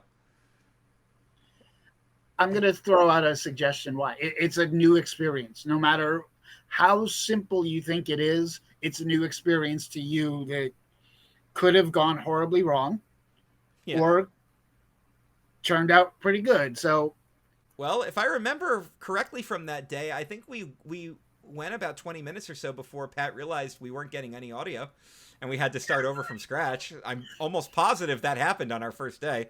So Dan probably remembers that too. Happened on my first solo podcast too. I didn't hit record. I think we recorded 3 different shows the first time just because I kept screwing up. So it happens. And also, I was using a Rock Band microphone instead of this wonderful Blue Yeti that I have now, and I sounded like garbage. It's so funny to go back. Like, I think I would have had better quality if I just called in on my phone at the time. It just sounded awful. But, you know, that's all part of the experience too. And now I have an actual quality webcam. I have a quality microphone. I have a ring light, so I'm more illuminated. I don't have it set up, but I do have a green screen now. So yeah, it's all part of the evolution process. Did I ever think I was going to be a YouTuber and a Twitch streamer? No, absolutely not. But I love it, and I do it because it's fun. And I'm going to continue to do it legitimately until I get tired of doing it. Because people are always listening and watching, and even if it's not thousands and hundreds of thousands of people, I don't care. Because they're my people. And as long as somebody's listening and somebody's watching, I'm going to keep doing it. And I think that's the attitude all content creators should have. Don't ever be discouraged on doing something you like because you don't feel like enough people are paying attention to it. People are paying attention to it. Do it for them. That's always been my advice when anyone asks me about writing. Don't write to get an audience. Write for yourself. Write to tell if a story. If people read, great. If they don't, doesn't matter. You wrote a story. Yep. And how many people can say that? How many people can say that they are published authors who wrote their own stories? So what inspired the change from a single podcast about wrestling into a full network of shows? I wanted to talk more about wrestling once I got more comfortable with podcasting, and Dan and I were doing the movie podcast, and then I tried doing like an interview show, and I was really having a lot of fun with it. But then I kind of realized that like I would always get bored if the topic was always too linear. And that's why I wanted to kind of do like the nerd table concept and do these round tables and do the show with me and Eric where we just sit there and BS, because that was always more fun for me. It allowed me to talk about more stuff. And I know that I could probably reach a good niche audience by doing just a podcast about The Simpsons. But I also know that I could eventually have a wider scope of people who will listen to us talk about stuff, even if for a couple of minutes we're talking about something that doesn't interest them, like a video game or anime or even pro wrestling. And I think that generalization stuff reached more people. So yeah, I think it just kind of got to the point where I was kind of bored. I wanted to talk about other stuff. So I said, well, why don't we just do it that way? And it kind of evolved that way. And I always wanted to do the podcasting channel at some point. My original vision was I always wanted to do a 24-hour broadcast of just talk radio, podcast type things. And once I realized that wasn't going to be an achievable goal without a very expensive dedicated server running 24/7, I switched over to just making a channel for a variety of different podcasts. And I actually got that inspiration from my old pal Wiggly, who used to run the Great Media Ball and for a while hosted the wrestling podcast Club Kayfabe, and I think he also may have done Talkin' Talkies as well. So I believe that's right. Yeah, one channel, get a bunch of different shows, and then the channel's always getting hits, so the channel's growing even if people aren't listening to each individual episode, but there's something for everybody. There's a paranormal show, there's a movie review show, there's a music review show, there's a NASCAR show for people that are into racing stuff. So there was always something for everybody. And that's why the channel has all these different concepts. As we're doing this interview, I'm in the process of creating a game show for the YouTube channel. And I think that's going to be a lot of fun, and I think people are going to really get into it, especially once they see the final product. And while it may not be as polished as a solid game show, while it might just be static images and me in front of a green screen and then, you know, a montage of people, some of which recorded on their phones, it doesn't matter because they're going to see the concept and hopefully they'll think that looks like fun. I want to do that too. Ooh, can I be a part of that? Maybe. We'll have to chat afterwards. Sounds good. All right. Did I just blow a spot right there? I'm not sure. No, not really. Not really. I'm going to throw a number out, and I just kind of want to see what your reaction is. Okay. 21.6K. Do you know what that number is? 21.6K. Well, I immediately thought of the gigawatts. Nope. That's 1.21 gigawatts. Yeah, I'm getting my numbers mixed up. I'm not sure. Will I? The number of downloads of CKCC podcasts on Podbean. That's awesome. Thank you, everyone. Thank you guys so much. That means a lot to me. It really does. Like, that's awesome. And again, that's the whole reason why we keep doing this. I had to include that number because when I last uploaded a show and I was like, it shows up on the side of the screen and I'm like, the number just keeps growing every week. And it's a testament to you. It's a testament to everyone that has put out a podcast on this channel. Because when I look at the top 10, it's not always a show that came out this month or even this year. Right. Like I told you recently, one of your shows, which hasn't had a new release in 3 years, was on it. Yeah. People are still listening and they're listening to the old stuff. And that's what's so cool about it is people are going through the archives and checking everything out. And it's just the numbers just keeps getting bigger and bigger. And it is really cool. And it's cool to know that many people are listening. And that's what makes me want to keep doing it. And I'm just like, man, did I really create something that thousands of people are actively tuning into? Like, that's a cool feeling. And I didn't do it to get that audience. It just happened naturally, which is why I always say content creators need to just create content. Because you never know when something like that's going to happen. Did I ever think I'd be sitting here right now with a monetized Twitch channel where affiliates are starting to bring in money for playing video games? Like, it boggles the mind. But that's what's so cool about this environment. And now the goal is to get the YouTube channel monetized. So 1,000 subscribers will get us there. We're about 1/10 of the way there right now. We've got a while to go. But putting out this new content should create subscribers. And now I'm getting a little more, a little tighter on the content we're putting out. Because for a while, Dan and I were just kind of throwing stuff out there to have stuff on the channel. But people really weren't paying attention to a lot of the stuff we were doing. So now I'm kind of tightening up the stuff that's working and trying to focus on that more. Because if I can get that to happen, then I can put out whatever I want and it doesn't matter who's watching what, because the channel's the factor. So I am going to, again, if this game show concept launches, I'll do more of that. If me creating Chris Ranks the Universe and Chris Critiques the Universe and doing those review shows, if that starts getting an audience, I'll do more of that. The video game reviews, which I've already got a bunch of game footage recorded for that. Shorter episodes, things like that. Because I'm putting up these full streams that are 2-3 hours long and nobody's watching those because it's too long. People don't want to watch that. They want to watch shorter and more informed, streamlined stuff. And now that I have figured that out, it only took me 3 years to figure that out, but now that I'm getting there, I know what kind of content I want to put out. So that's why I'm excited about the stuff that I'm working on. The hardest part is just finding the time to do it. That's all. To give you an idea, I'm on the Podbean website right now. In at number 10 with 6 streams this week is a show you did 2 years ago. There is a nerd table with 6 views, with 6 listens. Just from this, yeah, just this week. Which people are the number one show this week was recorded last year. That's nuts. With 47 downloads. Yeah, from last year. That's crazy. From last year. So even though they're not actively going after all the new stuff, people are actively going through the archives. And that's something that I think content creators don't necessarily appreciate, is how much people will go back and appreciate their old stuff.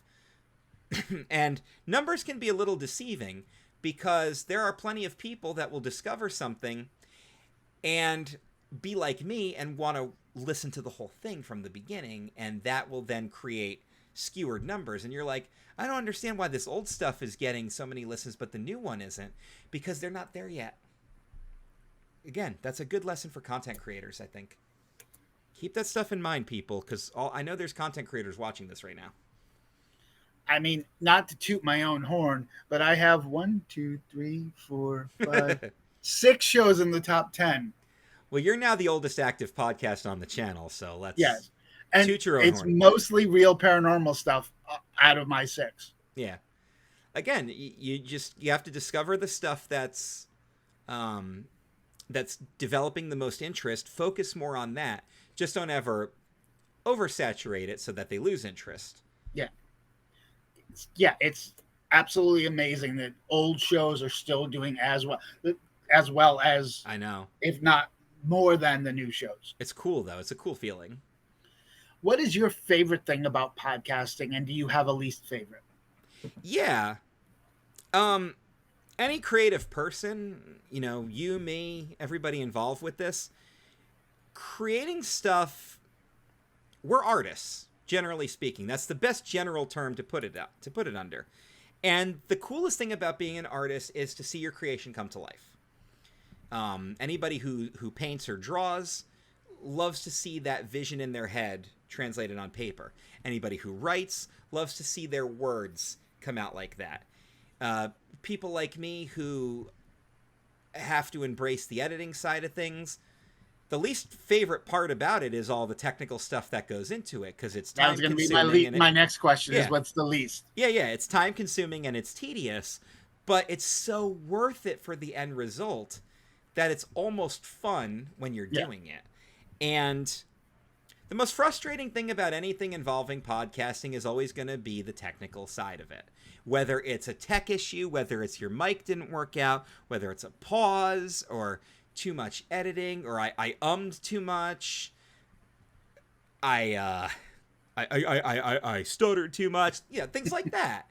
That's always going to be the hardest part about it. The edits, the stuff that makes you go back and have to work harder to cut all that stuff out. And it could get very frustrating and very time consuming. But if I didn't love the end result, I wouldn't bother with doing this at all. That's just it. So don't, good advice for anybody out there, don't get so hung up and so frustrated with the difficult side of it that you lose track of why you're actually doing it. It's worth it. And my advice in the same regard is, and like you said, there's going to be negative parts of it, but you can't get to point A without dealing with point B, C, D. You can't finish it if you don't start, no matter how tedious, how bad it is. You have to do that to finish. Absolutely. It's you can't write a book by just thinking about it. Yeah, by just spitballing words out and just mashing your keyboard and hoping, the whole 1,000 monkeys on 1,000 typewriters will eventually write Shakespeare. Yeah, key word there is eventually. You have to just sit down and do it. You have to put in. It's with anything else. It's with wrestling, and it's with. You have to put in the effort. If you want to go to the WWE someday, you have to work out and get your cardio there. You have to work shows. You have to learn to listen. You have to research ring psychology. You have to study tape. You have to do all these things, or you're just not going to make it. Yeah. You might get to the WWE, but you're not going to make it. If you want to be the next Steve Austin, the next John Cena, the next Roman Reigns, you have to put in the work and want it. You have to have the passion for it. To quote a LeBron James commercial, and this bothers me that I'm doing it, all the work that we see him do is nothing compared to the work that we don't see him do. That's true. Yeah. And that's true with anybody. I mean, yeah. We all could go to a movie right now and watch Tom Hanks and be like, man, what a great actor. But how did Tom Hanks become one of the greatest actors of all time? He had to act. He had to act in a lot of crap. He has to practice. He has to spend long days and nights on set. But he probably loves what he does, or he wouldn't be doing it. So any athlete, any musician, I mean, that's all what it is. Now, you've hosted a lot of different shows with a lot of different co-hosts. What keeps you going? Just the fun of it. As long as it's fun, I'm going to keep doing it.